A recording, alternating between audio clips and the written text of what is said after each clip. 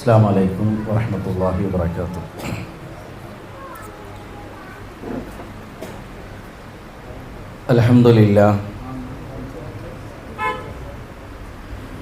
അൽഹംദുലില്ലാഹി റബ്ബിൽ ആലമീൻ. നഹ്മദുഹു വനസ്തഈനുഹു വനുഅ്മിനു ബിഹി വനതവക്കലു അലൈഹി വനഊദു ബില്ലാഹി മിൻ ശുറൂരി അൻഫുസിനാ വമിൻ സയ്യിആതി അഅ്മാലിനാ. മൻ യഹ്ദിഹില്ലാഹു ഫലാ മുളില്ല ലഹു വമൻ യുദ്ലിൽ ഫലാ ഹാദിയ ലഹു. ലാ ഇലാഹ ഇല്ലല്ലാഹു വഹ്ദഹു ലാ ശരീക ലഹു وأشهد أن محمدًا عبده ورسوله أرسله بالهدى ودين الحق ليظهره على الدين كله وكفى بالله شهيدا. اللهم صل على محمد وعلى آل محمد كما صليت على إبراهيم وعلى آل إبراهيم إنك حميد مجيد. أما بعد فإن خير الكلام كلام الله وخير الحديث كتاب الله وخير الهدي هدي محمد صلى الله عليه وسلم وشر الأمور محدثاتها وكل محدثة بدعة وكل بدعة ضلالة وكل ضلالة في النار. أعوذ بالله من الشيطان الرجيم. بسم الله الرحمن الرحيم. يا أيها الذين آمنوا اتقوا الله حق تقاته ولا تموتن إلا وأنتم മുസ്ലിമൂൻ.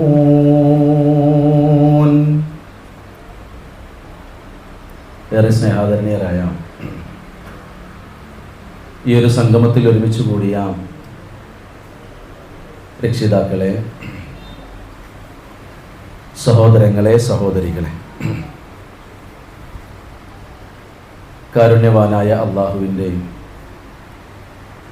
റഹ്മത്തും ബറക്കത്തും സദാ നമ്മിൽ വർഷിക്കുമാറാകട്ടെ. പടച്ചറപ്പിൻ്റെ കൽപ്പനാനിർദ്ദേശങ്ങൾ പാലിച്ച് രഹസ്യത്തിലും പരസ്യത്തിലും സന്തോഷത്തിലും സന്താപത്തിലും അള്ളാഹനെ സൂക്ഷിക്കാനുള്ള തൗഫീഖ് നമുക്കും കുടുംബത്തിനും അള്ളാഹ് പ്രദാനം ചെയ്യുമാറാകട്ടെ. പ്രിയപ്പെട്ടവരെ, മഗ്‌രിബിന് ശേഷമുള്ള സെഷൻ അവസാനിച്ച് ഒന്നിച്ച് ജമാഅത്ത് നമസ്കരിച്ച് വീണ്ടും നമ്മൾ ഒരുമിച്ച് കൂടിയിരിക്കുകയാണ് അള്ളാൻ്റെ മാർഗ്ഗത്തിൽ. ഈ ഒരു ഇരുത്തത്തിന് വല്ലാത്തൊരു ഹലാവത്തുണ്ട് എന്ന് നമുക്കെല്ലാവർക്കും അറിയാം. ആ ഹലാവത്തിൻ്റെ ഏറ്റക്കുറച്ചിലുകൾ നമ്മുടെ ഈമാനിൻ്റെ ഏറ്റക്കുറച്ചിലുകൾക്കനുസരിച്ചിട്ടാണ് ഉണ്ടാകുന്നത്. എത്ര കണ്ട് നമുക്ക് ഈമാൻ ഉണ്ടോ, ആ ഈമാനിനനുസരിച്ച് ഇതിന് വല്ലാത്തൊരു മാധുര്യം ഉണ്ടാവും. കുറയുന്നതിനനുസരിച്ച് നമ്മുടെ ഒരു കൂടിയിരുത്തത്തിൻ്റെ കുറവ്, ഹലാവത്തിൻ്റെ കുറവ് സ്വാഭാവികമായിട്ടും ഉണ്ടാകും. ഒന്നിച്ചു കൂടാനും ഒന്നിച്ചിരുന്ന് അള്ളാഹുവിൻ്റെ മാർഗത്തിൽ ചില കാര്യങ്ങൾ ചർച്ച ചെയ്യാനും അതോടൊപ്പം തന്നെ ഒന്നിച്ച് ഭക്ഷണം കഴിക്കാനൊക്കെ അള്ളാഹു സുബ്ഹാനഹു വ തആല നമുക്കൊരിക്കൽ കൂടി തൗഫീഖ് നൽകിയിരിക്കുകയാണ്. അൽഹംദുലില്ലാഹ്. ഈ ഒരു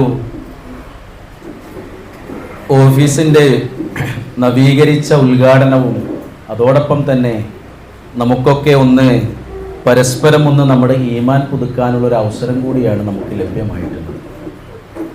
എന്തിനാപ്പം ഇങ്ങനെയെന്ന് ചോദിച്ചാൽ നമ്മൾ തന്നെ ഉണ്ടാക്കുന്ന ഓരോ കാരണങ്ങൾ നമുക്ക് തീ കേൾക്കാനും നമുക്കൊന്നിച്ചിരിക്കാനും നമ്മൾ കുടുംബങ്ങളൊന്ന് ഒന്നിച്ചു കൂടിയിരുന്ന് പരസ്പരം പരിചയം പുതുക്കാനും ആ ഇഷ്ടങ്ങളൊക്കെ തുറന്നു പറയാനും അള്ളാഹിൻ്റെ മാർഗത്തിലിരിക്കാനും നമ്മൾ തന്നെ കാരണം ഉണ്ടാക്കുക, അതിൻ്റെ ഒരു ഭാഗമായിട്ടാണ് നമ്മളിവിടെ ഒരുമിച്ച് കൂടിയിട്ടുള്ളത്.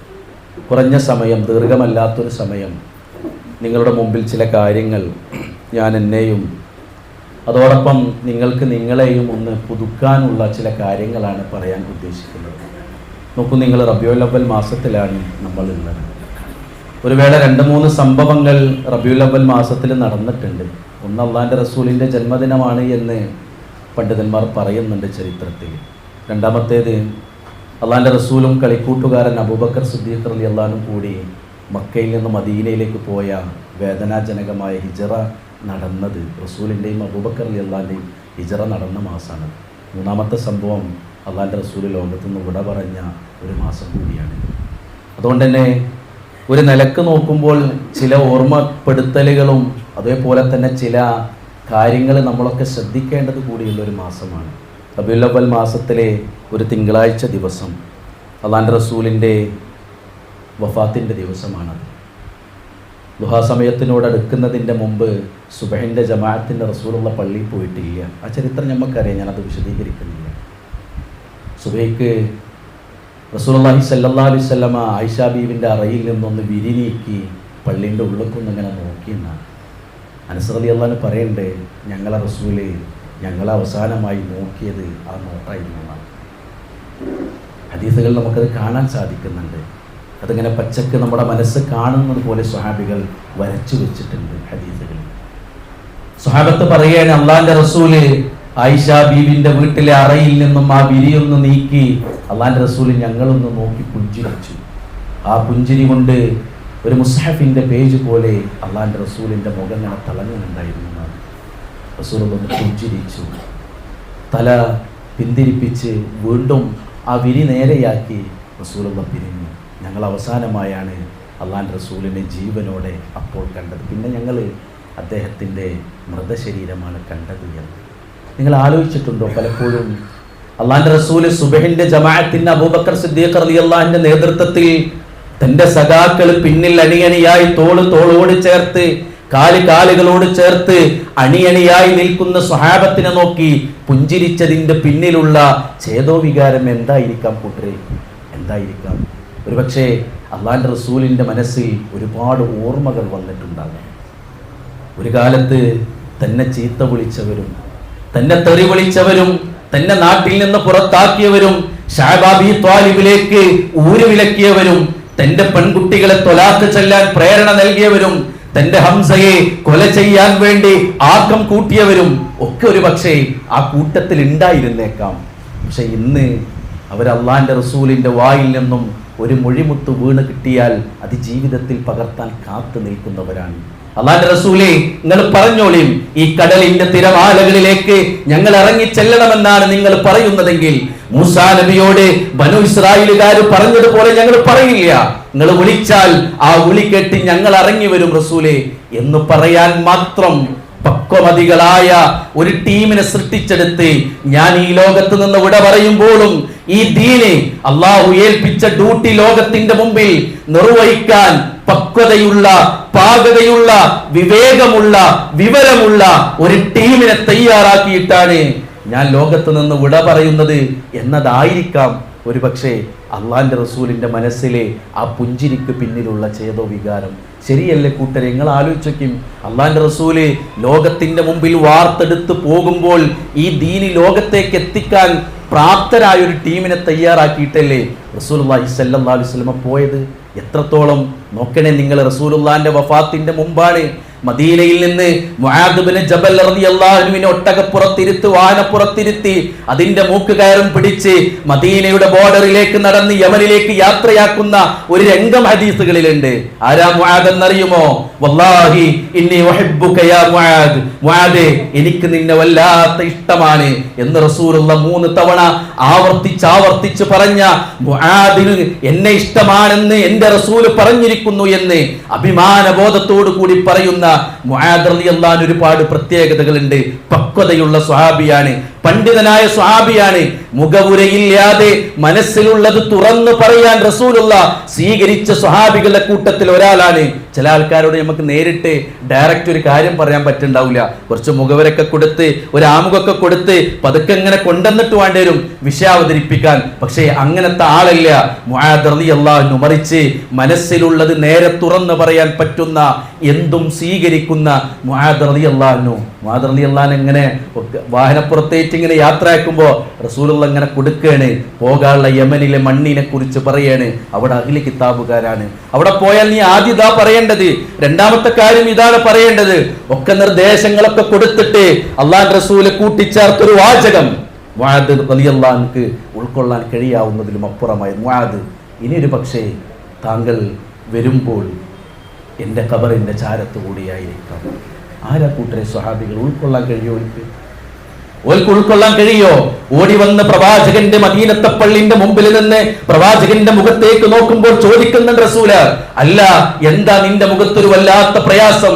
ആ സമയത്ത് സ്വഹാബികളുടെ കൂട്ടത്തിന്ന് പ്രഗത്ഭനായ ഒരു സ്വഹാബി പറയുന്ന മറുപടി, നബിയെ, നിങ്ങളും നമ്മളൊക്കെ മരിച്ചു പോയാൽ ഇനി എങ്ങാനും ഞങ്ങൾ സ്വർഗത്തിലെത്തിയാലും നിങ്ങളൊക്കെ ഉന്നതിയിലാവൂലേ? ഞങ്ങൾക്ക് നിങ്ങളെ കാണാൻ പറ്റില്ലല്ലോ എന്നാണ്. ഒരു ദിവസം ഒരു തവണയെങ്കിലും അള്ളാന്റെ റസൂലിനെ കാണാതിരിക്കാൻ കഴിയാത്ത സ്വഹാബത്തിന്റെ കൂട്ടത്തിലെ പ്രഗത്ഭൻ മുആദ് റളിയല്ലാഹു അൻഹു പറയാ, മുആദേ, ഇനി നീ വരുമ്പോ നിന്റെ ഖബറിന്റെ ചാരത്ത് കൂടെ ആയിരിക്കാം നീ പോകേണ്ടത്. പോകൂ കൂട്ടരെ സ്വഹാബത്ത്, പോകൂ? പോകില്ല. പക്ഷേ മുആദ് റളിയല്ലാഹു അൻഹു പോയി. പോയതിന്റെ കാരണം എന്താണെന്നറിയോ? അള്ളാന്റെ റസൂൽ ഏൽപ്പിച്ചൊരു ഡ്യൂട്ടി ദഅവത്ത് എന്നൊരു ഡ്യൂട്ടിയാണ്. ദഅവത്ത് എന്നൊരു ഡ്യൂട്ടിയാണ്. അത് പ്രവാചകൻ സല്ലല്ലാഹു അലൈഹി വസല്ലമ ഗൗരവത്തോടു കൂടി പഠിപ്പിച്ചതാണ്. ആ ഡ്യൂട്ടി അല്ലാത്ത വല്ലതുമാണ് അള്ളാഹുവിന്റെ റസൂൽ ഏൽപ്പിച്ചിരുന്നതെങ്കിൽ ഇല്ല കൂട്ടരെ, മുആദ് റളിയല്ലാഹു അൻഹു പോകില്ലായിരുന്നു. പക്ഷേ മുആദ് റളിയല്ലാഹു അൻഹു റസൂലുള്ള ഏൽപ്പിച്ച ഡ്യൂട്ടി ഉണ്ടല്ലോ, അത് ദഅവത്താണ്, പ്രബോധന. അതുകൊണ്ടാണ് പോയത്. അങ്ങനത്തെ സ്വഹാബികളെയാണ് റസൂലുള്ള വാർത്തെടുത്തത്. എന്നിട്ടാ റസൂൽ സല്ലല്ലാഹു അലൈഹി വസല്ലമ ലോകത്ത് നിന്ന് പോയത്. ഇനിയോ അത് ഏറ്റെടുത്ത് സുന്ദരമായി ലോകത്തിന്റെ മുമ്പിൽ തങ്ങളുടേതായ ഭാഗധേയം നിർണയിക്കാൻ സ്വഹാബികൾക്ക് കഴിഞ്ഞു. അതാണ് മദീനത്ത് എന്തുകൊണ്ട് പൂർണ്ണമായും സ്വഹാബികളുടെ ഖബറുകളില്ല എന്ന ചോദ്യത്തിന്റെ ഉത്തരം എന്താണോ? ഓല് മദീനത്തല്ല, ഓല് നാട് വിട്ടിരുന്നു ലോകത്തിന്റെ മുമ്പിൽ ഇസ്ലാമിനെ പരിചയപ്പെടുത്താനാണ്. തബഉകളും തബഉത്താബുകളും ഏറ്റെടുത്തു. ആധുനിക ഇന്ത്യയിലേക്ക് കടന്നു വന്നാൽ നമ്മളൊക്കെ കേൾക്കുന്നത് പോലെ ഇബ്നു തൈമിയെ പോലെയുള്ള, അതുപോലെ തന്നെ മുഹമ്മദ് ഇബ്നു അബ്ദുൽ വഹാബിനെ പോലെയുള്ള പ്രഗത്ഭർ തൗഹീദിന്റെ സന്ദേശവുമായി ആധുനിക ലോകത്ത് പടവെട്ടിയ മനുഷ്യന്മാരായിരുന്നു. പിന്നെയോ ആധുനിക കേരളത്തിലേക്ക് വരുമ്പോൾ സനാഉല്ലാ അമൃതസരിയെ പോലെ, സനാഉല്ലാ മക്തിത്തങ്ങളെ പോലെ, അതുപോലെ തന്നെ നമ്മളൊക്കെ എപ്പോഴും പേര് കേട്ടുകൊണ്ടിരിക്കുന്ന പ്രഗത്ഭരായ നമ്മുടെ നേതാക്കന്മാർ ഏറ്റെടുത്ത് ഇത് മുമ്പേ നടന്ന് ഇന്ന് നമ്മുടെ കയ്യിൽ ആ കൂട്ടരെ ഇത് ഏൽപ്പിച്ച് തന്നിരിക്കുന്നത് എന്ന ഒരു തിരിച്ചറിവ് സ്ത്രീകൾക്കും പുരുഷന്മാർക്കും വ്യത്യസ്ത ഘടകങ്ങളിൽ പ്രവർത്തിക്കുന്ന നമുക്ക് ഓരോരുത്തർക്കും ഉണ്ടാകേണ്ടതുണ്ട്. കാരണം ഇതിപ്പോ നമ്മുടെ കയ്യിലാണ്. അല്ലാഹു സുബ്ഹാനഹു വ തആല നമ്മളെയാണ് തെരഞ്ഞെടുത്തിരിക്കുന്നത്. അതുകൊണ്ട് തന്നെ നമ്മുടെ ഭാഗധേയം നിർണയിക്കാൻ നമ്മൾ തയ്യാറായിട്ടില്ല എങ്കിൽ ഇതിന് നമ്മൾ മറുപടി പറയേണ്ടി വരും എന്നുള്ളതൊരു യാഥാർത്ഥ്യമാണ്. നോക്കൂ, നിങ്ങൾ പലപ്പോഴും ഈ ഡ്യൂട്ടി നിർവഹിക്കുന്നതിൽ നിന്ന് ആളുകൾ പിന്മാറുന്നതിൻ്റെ വളരെ പ്രധാനപ്പെട്ട ഒരു ഘടകം എന്താണെന്നറിയോ? നമുക്ക് എല്ലാവർക്കും മനപ്പാടമുള്ളൊരു ഹദീസാണത്. മൻ റആ മിൻകും മുൻകറ, നിങ്ങൾ ആരെങ്കിലും ഒരു തിന്മ കണ്ടാൽ നിങ്ങൾ അത് കൈകൊണ്ട് തടുക്കണം എന്നാണ്. കൈകൊണ്ട് തടുക്കണം. ഇനി നിങ്ങൾക്ക് അതിന് സാധിച്ചില്ല, നിങ്ങളുടെ അണ്ടറിലുള്ള കാര്യമില്ല, നിങ്ങൾക്ക് കൈകൊണ്ട് തടുക്കാൻ കഴിയില്ലെങ്കിൽ നിങ്ങൾ ചെയ്യേണ്ടത് നാവ് കൊണ്ട് അത് തടയാനുള്ള ശ്രമം നടത്തണം. ഇനി നിങ്ങൾക്ക് അതിനും കഴിഞ്ഞിട്ടില്ലെങ്കിൽ നിങ്ങൾ മനസ്സിൽ എന്ത് ചെയ്യണം? അതിനോടൊരു വെറുപ്പ് കാണിക്കണം എന്നാ. എന്നിട്ട് റസൂലുള്ള പറഞ്ഞ വാചകം നിങ്ങൾക്ക് മനസ്സിലായോ? എന്താ പറഞ്ഞത്? അത് ഈമാനിൻ്റെ ഒരു ദുർബലാവസ്ഥയാണ്. എന്ത്? മനസ്സിൽ ഒരു തിന്മയോട് വെറുപ്പ് കാണിക്കുന്നത് ഈമാനിൻ്റെ ഒരു ദുർബലതയാണ്. അപ്പം നിങ്ങൾ ആലോചിച്ച് നോക്കിയും ഈമാനിൻ്റെ ഏറ്റവും ചെറിയ അംശമാണ് എന്നാണ്. അപ്പം നമുക്ക് ഒരു തിന്മയോട് ഒരു വെറുപ്പ് പോലും മനസ്സിലില്ലെങ്കിൽ നമുക്ക് നമ്മളെ ഈമാൻ പോയിട്ടുണ്ടോ എന്നാണ് നമ്മൾ മനസ്സിലാക്കേണ്ടത്. വീട്ടിൻ്റെ ഉള്ളിൽ നിന്ന് പാൻസും ഷർട്ടും ധരിച്ചിട്ടേ ഒന്നിനു മാത്രം പോന്ന ഒരു പെൺകുട്ടി ഇറങ്ങിയിട്ടും കയറിയിട്ടും ഇങ്ങനെ നടക്കണത് നമ്മളിങ്ങനെ രാവിലെയും വൈകുന്നേരം കണ്ടിട്ടും നമ്മളതിനെ തിരുത്താൻ തയ്യാറായിട്ടില്ല എങ്കിൽ, നമ്മളെ മനസ്സിൽ ഒരു ചെറിയ ചൊറിച്ചിലും കൂടി അതിൻ്റെ പേരിൽ ഉണ്ടായിട്ടില്ലെങ്കിൽ അതിൻ്റെ അർത്ഥം എന്താണെന്നറിയോ? പൊയ്ക്കണു നമ്മളെ എന്നാണ് അർത്ഥം. തീർന്നിക്കണു, നമ്മളെ കഴിഞ്ഞിക്കണു. നമ്മുടെ എന്ന് നമ്മൾ മനസ്സിലാക്കുക. ഇവിടെയാണ് കൂട്ടരെ നമ്മുടെ സംഘടനയുടെയും ഇത്തരത്തിലുള്ള ഓഫീസുകളുടെയും പ്രസക്തി നമുക്ക് ഇവിടെയാണ് മനസ്സിലാക്കാൻ കഴിയുന്നത്. എന്താണെന്നറിയോ, ഈമാൻ ദുർബലമായി, ഈമാൻ ഇല്ലാതെയായാൽ നമ്മുടെ കഥ കഴിഞ്ഞു എന്ന് നമുക്കറിയാം. ഇവിടെ നമ്മളെ സഹായിക്കാൻ നമ്മുടെ കൂട്ടായ്മയുണ്ട്, നമ്മളെ സഹായിക്കാൻ നമ്മുടെ ഓഫീസുണ്ട്, നമ്മളെ സഹായിക്കാൻ ഇവിടെ സംഘടിപ്പിക്കപ്പെടുന്ന ഖുർആൻ ക്ലാസ്സുകളും സിയാറികളുമുണ്ട്. നമ്മളെ ജയിപ്പിച്ചെടുക്കാൻ, നമ്മളെ പരാജയപ്പെടുത്താതിരിക്കാൻ ഈ സംവിധാനങ്ങളൊക്കെ ഇവിടെ നിലനിൽക്കേണ്ടത് എന്തിനാണെന്ന് ചോദിച്ചാൽ അത് നമ്മുടെ ഒരു ആവശ്യം കൂടിയാണ് എന്ന് നമ്മൾ തിരിച്ചറിയേണ്ടതുണ്ട്. കാരണം എന്താണെന്നറിയോ, കാരണം ഇന്ന് മതത്തെക്കുറിച്ച് കൂടുതൽ സംരക്ഷിക്കപ്പെടേണ്ട ഒരു കാലഘട്ടത്തിലാണ് നമ്മളുള്ളത്. നിങ്ങൾ ആലോചിച്ചിട്ടുണ്ടോ എന്ന് എനിക്കറിയില്ല. കൊറോണ വന്ന സമയത്ത് നമ്മൾ മാസ്ക് ഇട്ടു, കുറച്ച് വിട്ടു നിന്നു, കൈയൊക്കെ എപ്പോഴും കഴുകി കുറച്ച് ജാഗ്രത പാലിച്ചു. എന്തുകൊണ്ടാ? ഒരു ഭീഷണി ഉണ്ടായി. നമുക്ക് ജാഗ്രത പാലിക്കണം എന്ന് നമ്മളെ മനസ്സും നമ്മളെ ബുദ്ധിയും പറഞ്ഞു. നമ്മൾ സമൂഹത്തിൽ നിന്ന് അത് ഉൾക്കൊണ്ടു. അങ്ങനെ നമ്മൾ അവിടെ ഒരു ജാഗ്രത പുലർത്താൻ തുടങ്ങി. നാട്ടിൽ കുറച്ച് കാലം മുമ്പേ പേപ്പട്ടി ശല്യം ഉണ്ടായിരുന്നു, അല്ലേ? തെരുവുനായ ശല്യം. അപ്പൊ നമ്മൾ കുട്ടികളെ പുറത്തേക്ക് ഇറക്കുമ്പോൾ ഒന്ന് നോക്കി, ഗേറ്റൊക്കെ അടച്ചിട്ടില്ലേന്ന് നോക്കി. രാവിലെയും വൈകുന്നേരം സ്കൂളിലേക്ക് പറഞ്ഞേക്കുമ്പോൾ ശ്രദ്ധിച്ചു. എന്തിനാ? ഒരു ഭീഷണി ഉണ്ട് ഇവിടെ. ആ ഭീഷണി നിലനിൽക്കുമ്പോൾ ഞാൻ ഒന്നുകൂടി കുറച്ച് ഉയർന്ന് ചിന്തിക്കേണ്ടതുണ്ട്, ഞാൻ കുറച്ചുകൂടി ഒന്ന് സംരക്ഷണം ഒരുക്കേണ്ടതുണ്ട്, ഞാനൊന്ന് ജാഗ്രത പുലർത്തേണ്ടതുണ്ട് എന്നുള്ളത് കൊണ്ട് തന്നെയാണ്. എങ്കിൽ കൂട്ടരെ, മതത്തെ പലപ്പോഴും പല ആളുകളും പതിയെ ഇങ്ങനെ ചോർത്തിക്കൊണ്ടാൻ ശ്രമിച്ചുകൊണ്ടിരിക്കുമ്പോൾ ഇവിടെ നമ്മളൊരു വേലി കെട്ടിയേ പറ്റുള്ളൂ. ഇവിടെ കാരണവന്മാരിക്കുന്നുണ്ട്, രക്ഷിതാക്കൾ ഇരിക്കുന്നുണ്ട്. ഒരുപക്ഷെ പണ്ടത്തെ വീടുകൾക്ക് വേലിയും അതിരും അതുപോലെ തന്നെ മതിലൊന്നും ഇല്ലാത്തൊരു കാലഘട്ടത്ത് നമ്മളൊരു തെങ്ങും തൈ വെച്ചാലേ അതിൻ്റെ ചുറ്റിലും എന്ത് ചെയ്യാറുണ്ട്? ഒരു വേലി കെട്ടാറുണ്ട്. എന്തിനാ വേലി എന്ന് ചോദിച്ചാൽ നമ്മൾ പറയും തെങ്ങും തൈ ചാടിപ്പോകുന്നു എന്നുള്ളത് ഞമ്മക്കാർക്കും എന്തില്ല, വിശ്വാസമല്ല. തെങ്ങും തൈ ചാടിപ്പോണില്ല. പിന്നെ എന്തിനാ അതിൻ്റെ ചുറ്റും ഒരു വേലി കെട്ടിയത്? അതെ, അതിലേക്ക് വന്യജീവികളും ആടും പശുവൊന്നും വന്ന് അത് കടിച്ച് നാശാക്കാതിരിക്കാൻ വേണ്ടിയിട്ടാണ് നമ്മൾ ആ വേലി കെട്ടുന്നത്. അതുകൊണ്ട് തന്നെ ആ വേലി മതമാകുന്ന ആ അതിരുണ്ടല്ലോ, ആ സംരക്ഷണം ഉണ്ടല്ലോ, അതിന് നമ്മൾ കുറച്ച് ഉറപ്പ് കൊടുക്കേണ്ട ഒരു കാലഘട്ടത്തിലാണ് നമ്മളിപ്പോൾ ഉള്ളത് എന്ന് നമ്മൾ എന്ത് ചെയ്യേണ്ടതുണ്ട്? അറിയണം. കാരണം വിശുദ്ധ ഇസ്ലാം നമ്മളെപ്പോഴും എല്ലാ വെള്ളിയാഴ്ചയും കേൾക്കുന്നൊരു കൽപ്പനാ സ്വരമാണ്. യാ അയ്യുഹല്ലദീന ആമനു ഇത്തഖുല്ലാഹ ഹഖ്ക തുഖാതി വലാ തമൂതുന്ന ഇല്ലാ വഅൻതും മുസ്ലിമൂൻ. ആ അവസാനത്തെ വാചകങ്ങളൊന്ന് നോക്കിയേക്കും. വലാ തമൂതുന്ന, നിങ്ങൾ മരിച്ചു പോകാൻ പാടില്ല മുസ്ലിങ്ങളായിക്കൊണ്ടല്ലാതെ എന്നാണ്. ഒരു നിലക്ക് അതൊരു കൽപ്പനയില്ലേ കൂട്ടരെ? ആരോടത് മിമ്പർമ കയറി ഖത്തീബ് പറയുന്നത്? വിശ്വാസികളായ മനുഷ്യന്മാരോടല്ലേ. എന്തിനത് പറയുന്നത്? അവിടെയാണ് യൂസുഫ് നബിയുടെ ഒരു പ്രാർത്ഥന നമ്മൾ മനസ്സിലേക്ക് കൊണ്ടുവരേണ്ടത്. ഏതാ പ്രാർത്ഥന? തവഫനി മുസ്ലിമൻ വ അൽഹഖനി ബിസ്വാലിഹീൻ. പടച്ചോനെ എന്നെ മുസ്ലിം. ആരത് പ്രാർത്ഥിക്കുന്നത് കൂട്ടരെ? ആരത് പ്രാർത്ഥിക്കുന്നത്? ആരാ യൂസുഫ് നബി അലൈഹി സ്വലാത്തു വസ്സലാം? നിങ്ങളൊന്ന് ആ ജീവിത ചരിത്രം നമ്മളെ മനസ്സിൽ കൂടെ ഇങ്ങനെ ഒന്ന് ആ ചെറുപ്പം മുതലൊന്നും ഇങ്ങനെ കൊണ്ടുവന്ന് നോക്കി. എവിടുന്ന് തുടങ്ങുന്നുണ്ട് എന്നറിയാം മാനസികമായ പീഡനം. ചെറുപ്രായത്തിൽ തുടങ്ങുന്നുണ്ട്. ആരാ കൊണ്ടുപോയി കിണറ്റിലിടുന്നത്? നാട്ടുകാരല്ലല്ലോ, സ്വന്തം കൂടപ്പറപ്പുകളാണ്. ഉപ്പയിൽ നിന്ന് ജനിച്ച സ്വന്തം കൂടപ്പറപ്പുകളാണ്. അവരാ കൊല്ലാൻ കൊണ്ടുപോയത്. ആ കൊല്ലാൻ കൊണ്ടുപോയി കിണറ്റിലിട്ടതാ. നോക്കി നിങ്ങൾ, എവിടുന്ന് തുടങ്ങുന്നു പരീക്ഷണം? യൂസുഫ് നബി അലൈഹി സ്വലാത്തു വസ്സലാമയുടേത്. അവിടെ നിന്ന് കച്ചവടക്കാർ എടുത്തു കൊണ്ടുപോയി അങ്ങാടിയിലേക്ക് നാക്കാലികളെ വിലപേശി വിൽക്കുന്നത് പോലെ വിൽക്കപ്പെടുന്ന ഒരാളാണ് യൂസുഫ് നബി അലൈഹി സ്വലാത്തു വസ്സലാം. ആ ഒരു മാനസികാവസ്ഥ ഒന്ന് വെച്ച് നോക്കിയും. ചരിത്രം വായിക്കുമ്പോഴേ നമ്മൾ ആ ഒരു ഉള്ളിലൂടെ ഒന്നും ഇങ്ങനെ കയറിപ്പോയൊക്കെയും യൂസുഫ് നബിയുടെ മാനസികാവസ്ഥ നമ്മുടെ മാനസികാവസ്ഥ ഒന്ന് ആക്കിയേക്കും. നമ്മൾ സാധാരണ പറയാറുണ്ട്, ആര് വഞ്ചിച്ചാലും ചതിച്ചാലും പ്രശ്നമില്ല, പക്ഷെ കൂടപ്പറപ്പായി പോയല്ലോ എന്ന്.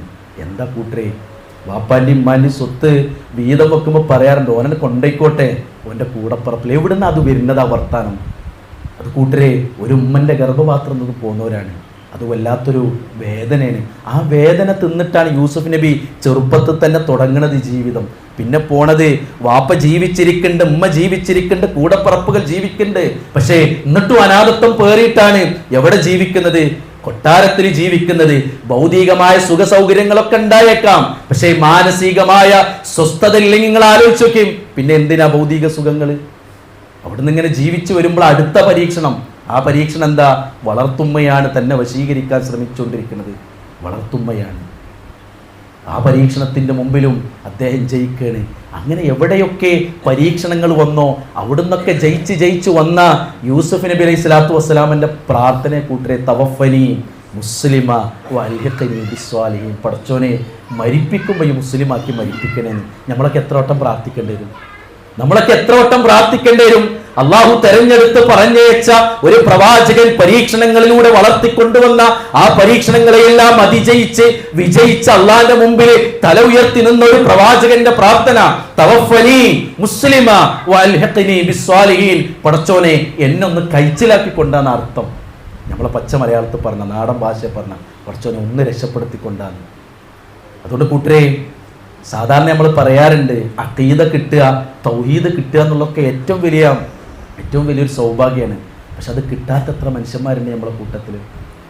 റസൂലുള്ളാഹി സ്വല്ലല്ലാഹു അലൈഹി വസല്ലമ പനി ബാധിച്ച ജൂതനായ കുട്ടിൻ്റെ അടുക്കലേക്ക് കയറി ചെന്ന സംഭവം നമുക്കറിയാം. റസൂലുള്ളാഹിക്ക് ഖിദ്മത്ത് എടുക്കുന്ന ഒരു കുട്ടിയായിരുന്നു. ഓനെ കാണാതായപ്പോൾ റസൂലുള്ള വീട്ടിലേക്ക് കയറിപ്പോയി. പനി പിടിച്ച് കിടക്കുമ്പോൾ സമീപത്തിരുന്ന് പ്രാർത്ഥനയൊക്കെ പ്രാർത്ഥിച്ചിട്ട് റസൂലുള്ള ഓനോട് പറഞ്ഞു, അസ്ലിം, നീ ഒന്ന് മുസ്ലിം ആവും. അങ്ങനെ ജൂതനായ ബാപ്പൻ്റെ മുഖത്തേക്ക് നോക്കിയെന്നാണ് പറഞ്ഞു. എത്ര അത്യായം അബുൽ ഖാസിം പറഞ്ഞതനുസരിച്ചോ, പ്രവാചകൻ പറഞ്ഞതനുസരിച്ചോ ഷഹാദത്ത് ചൊല്ലിയെന്നാണ്. അള്ളാഹുവിൻ്റെ റസൂല് അവിടെ നിന്നൊരു അൽഹംദുലില്ലയും പറഞ്ഞ് ഇങ്ങനെ കണ്ണുനീർ ഒലിപ്പിച്ചിട്ട് റസൂൽ ഇങ്ങനെ ഇറങ്ങിപ്പോന്നു. ആ കണ്ണുനീരിൻ്റെ പേരാ കൂട്ടരെ ആനന്ദക്കണ്ണീർ. കാരണം അൽഹംദുലില്ലാഹില്ലദീ, അല്ലാഹുവേ നിനക്കാകുന്നു സർവസ്തുതിയും, ആ കുഞ്ഞിനെ നരകത്തുനിന്ന് രക്ഷപ്പെടുത്തിയത് നീയാണ്. നോക്കിങ്ങൾ, നരകത്തുനിന്ന് രക്ഷപ്പെടാതെ വേണം ഞങ്ങളിലേക്ക്. ഇതേപോലെ റസൂലുള്ള മനസ്സറിഞ്ഞ് കരഞ്ഞിറങ്ങി വരുന്നൊരു രംഗമുണ്ട്. അത് നമുക്കാരും പറഞ്ഞു തരേണ്ട ആവശ്യമില്ല. അത് ആരെ വീട്ടിൽ നിന്നാണെന്നറിയോ? എളാപ്പ അബൂ ത്വാലിബിൻ്റെ വീട്ടിൽ നിന്ന്. ആരാ കൂട്ടരെ അബൂ ത്വാലിബ്? ആരാ? റസൂലുള്ളാഹിക്ക് ഒഴിവാക്കാൻ പറ്റാത്തൊരു മനുഷ്യനാണ് അല്ലേ? 6-ാമത്തെ വയസ്സിലെ അബവാ എന്ന സ്ഥലത്ത് വെച്ച് ഉമ്മു ഐമന്റെ കൂടെ ആമിനയും റസൂലുള്ളയും യാത്ര ചെയ്ത് തിരിച്ചു വരുമ്പോൾ തന്റെ ഉമ്മ ഇനി തിരിച്ചു വരില്ല എന്ന് തിരിച്ചറിയാൻ പോലും പ്രായമില്ലാത്ത മുഹമ്മദ് എന്ന ബാലന്റെ കയ്യും പിടിച്ച് ഉമ്മു ഐമൻ കടന്നു വരുന്നത് വല്യാപ്പ അബ്ദുൽ മുത്തലിബിന്റെ അടുത്തേക്കാണ്. ഏൽപ്പിച്ചു കൈ. 2 കൊല്ലായിരുന്നു. ആ 2 കൊല്ലം കഴിഞ്ഞ് വല്യാപ്പയും പോകുമ്പോൾ പൂർണ്ണ അനാഥത്തെ കൂട്ടരെ. വാപ്പല്ല, ഉമ്മയില്ല, വല്യാപ്പയും ഇല്ല. അമ്മായിമാരുണ്ടായിരുന്നു, എളാപ്പമാരുണ്ടായിരുന്നു, മൂത്താപ്പമാരുണ്ടായിരുന്നു. പക്ഷേ ആ കൂട്ടത്ത് നിന്ന് പ്രവാചകൻ റസൂൽ സല്ലല്ലാഹു അലൈഹി വസല്ലമിന്റെ കൈ പിടിക്കാൻ മുന്നിട്ട് വന്ന ആളുടെ പേരാ കൂട്ടരെ അബൂ ത്വാലിബ്. ആ അബൂ ത്വാലിബ് സ്വന്തം മക്കൾക്ക് നൽകുന്നതിനേക്കാൾ പ്രാധാന്യം നൽകി, പോലീസ് നൽകി, ഇടപെട്ടു വളർത്തിക്കൊണ്ടുവന്നു. നമ്മൾ പറയാറില്ലേ, ആളാക്കിയത് ഞാനാണ്. അള്ളാന്റെ റസൂലിനെ ആളാക്കിയ ഒരു മനുഷ്യന്റെ പേരാ അബൂ ത്വാലിബ് എന്ന് പറഞ്ഞാൽ. അതുകൊണ്ട് തന്നെ വീട്ടിന്റെ അകത്ത് നിന്ന് ഏറ്റവും ബന്ധം ആരോടാണെന്ന് ചരിത്രം ചോദിക്കുമ്പോൾ നമുക്ക് പറയാൻ കഴിയും അത് അള്ളാന്റെ റസൂലിന് അബൂ ത്വാലിബിനോടായിരുന്നു. പക്ഷേ ഇസ്ലാം കിട്ടിയിട്ടില്ല കൂട്ടരെ. അതുകൊണ്ട് തന്നെ റസൂലുള്ള ശ്രമിച്ചുകൊണ്ടേയിരുന്നു. എളാപ്പന്റെ അടുത്ത് കിട്ടുമ്പോഴും എളാപ്പനെ കിട്ടുമ്പോഴൊക്കെ യാ അംഖുൽ ലാ ഇലാഹ ഇല്ലല്ലാഹ്, എളാപ്പങ്ങളൊന്നും പറയില്ല ഇലാഹ ഇല്ലല്ലാഹ്. അവസാന നിമിഷങ്ങളിലും അള്ളാന്റെ റസൂല് ചാരത്തിരിഞ്ഞ് എളാപ്പയെ സ്നേഹത്തോടു കൂടി തലോടിക്കൊണ്ട് പറഞ്ഞു, യാ അംഖുൽ ലാ ഇലാഹ ഇല്ലല്ലാഹ്, നിങ്ങളൊന്ന് പറയ് എളാപ്പ ലാ ഇലാഹ ഇല്ലല്ലാഹ്. സാധിക്കില്ല എന്ന് തിരിച്ചറിഞ്ഞ് ആ കടക്കയിൽ നിന്ന് എണീറ്റ് പോരുന്ന റസൂലുള്ള വാർന്നൊലിക്കുന്ന കണ്ണുനീരുമായി ഇറങ്ങിപ്പോരുമ്പോഴാ അള്ളാഹ് ആയത്തിറക്കിയത്. ഏതായത്തിന് ഞാൻ ഓതിത്തരേണ്ട ആവശ്യമില്ല. അള്ളാന്റെ റസൂലെ, നിങ്ങൾ വിചാരിച്ചവർക്ക് കൊടുക്കാൻ പറ്റിയ സാധനമല്ലത് എന്നാ നേരെ അർത്ഥം പറഞ്ഞതാണ്.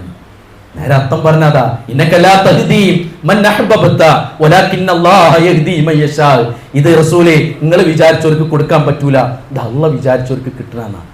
നിങ്ങളൊന്ന് ആലോചിച്ചോക്കും, അള്ളാഹിന്റെ റസൂലിന് ഏറ്റവും ഇഷ്ടപ്പെട്ട അബൂ ത്വാലിബിന് അള്ളാഹ് കൊടുത്തിട്ടില്ലത് നമുക്കല്ലത് തന്നു.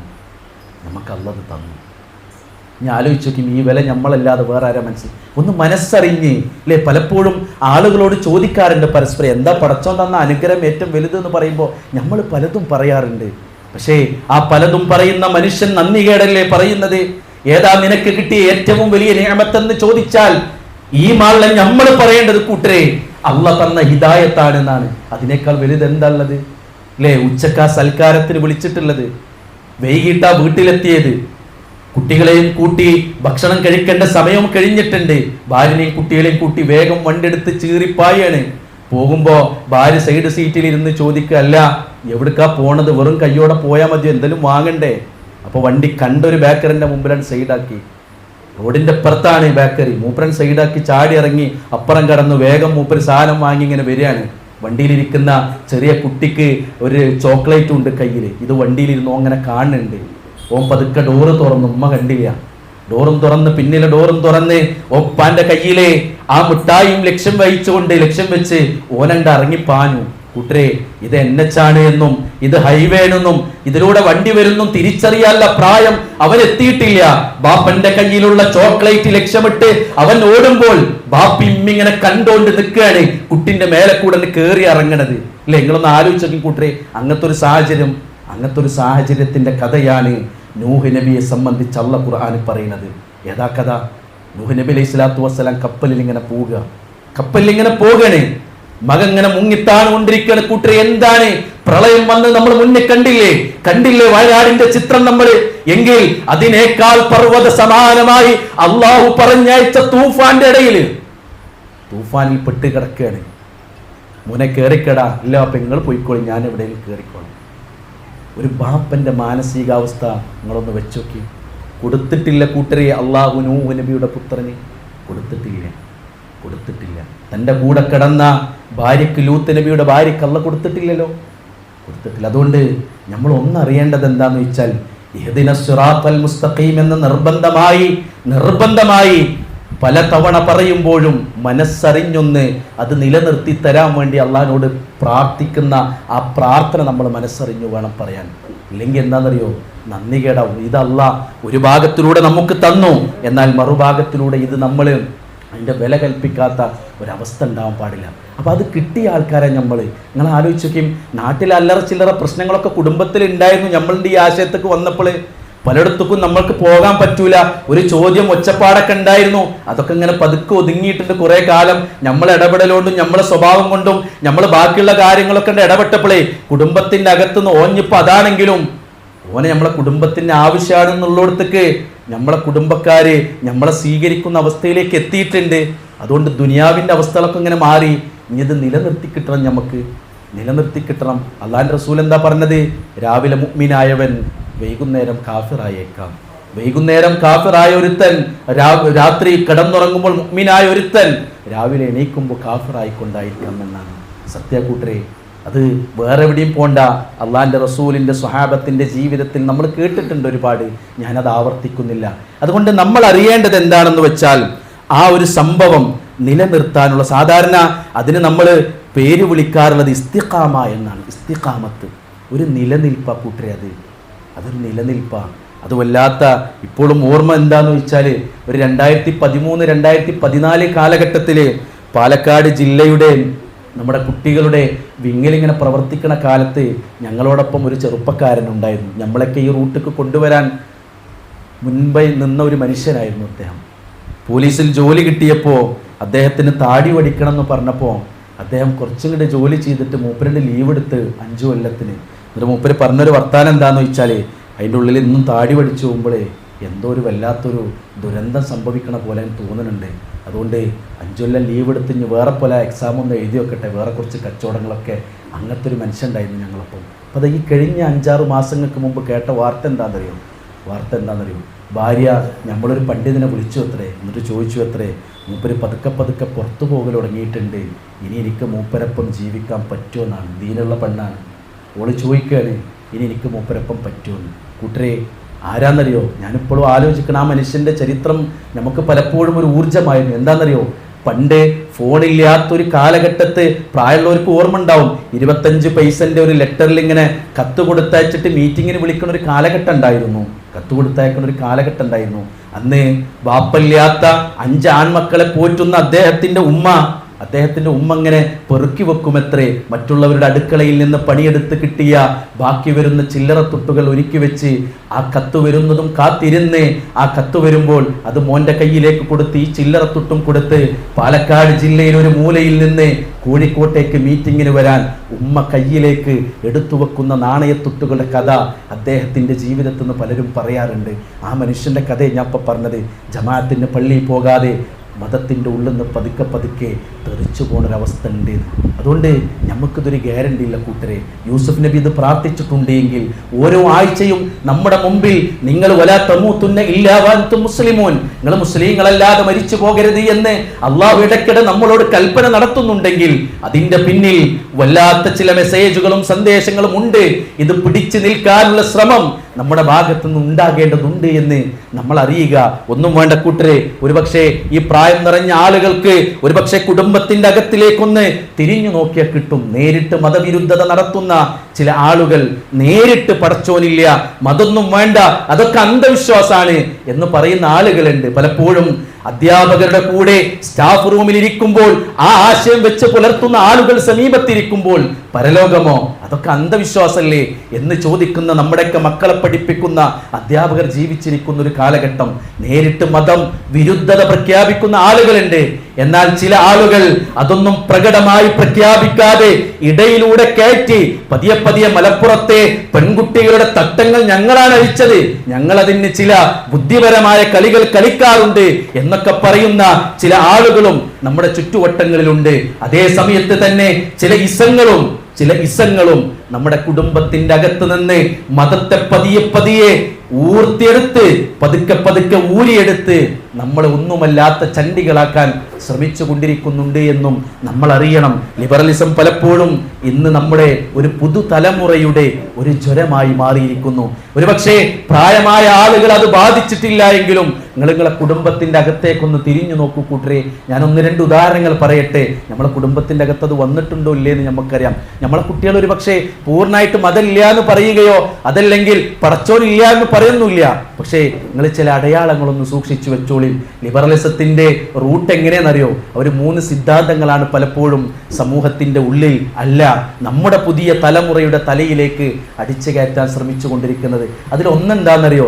സാധാരണ അതിന് പറയാറുള്ളത് പ്രായോഗികതാവാദം എന്നാണ്. ഇത് പറയാത്ത വിജ്ഞാനവേദികൾ ഒരു പക്ഷേ ഇനി പഴഞ്ചനായി പോകും എന്നുള്ള നിലക്കാണ്. കാരണം നമ്മുടെ കുട്ടികളെ കാർന്ന് തിന്നുന്നത് ഈ ഒരു രോഗങ്ങളാണ് എന്ന് നമ്മൾ തിരിച്ചറിയണം. എന്താ പ്രായോഗികവാദം എന്നറിയോ? നിങ്ങൾക്ക് ബുദ്ധിമുട്ടില്ലാത്തൊക്കെ എനിക്ക് ചെയ്യാം, നിങ്ങൾക്ക് ബുദ്ധിമുട്ടില്ലാത്ത എന്തൊക്കെ എനിക്ക് ചെയ്യാം, നിങ്ങൾക്കൊരു ബുദ്ധിമുട്ടുമില്ല, നിങ്ങൾക്ക് അങ്ങനെ പലതും ചെയ്യാം.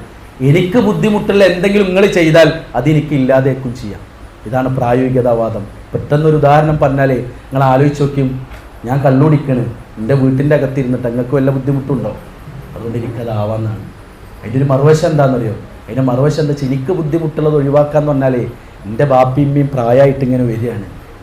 ഓല കാർക്കിച്ചു തുപ്പലും ഓല പ്രയാസങ്ങളും ഞാൻ എന്തിനാ ഓല സഹിക്കണത്? എനിക്ക് ബുദ്ധിമുട്ടാണ്.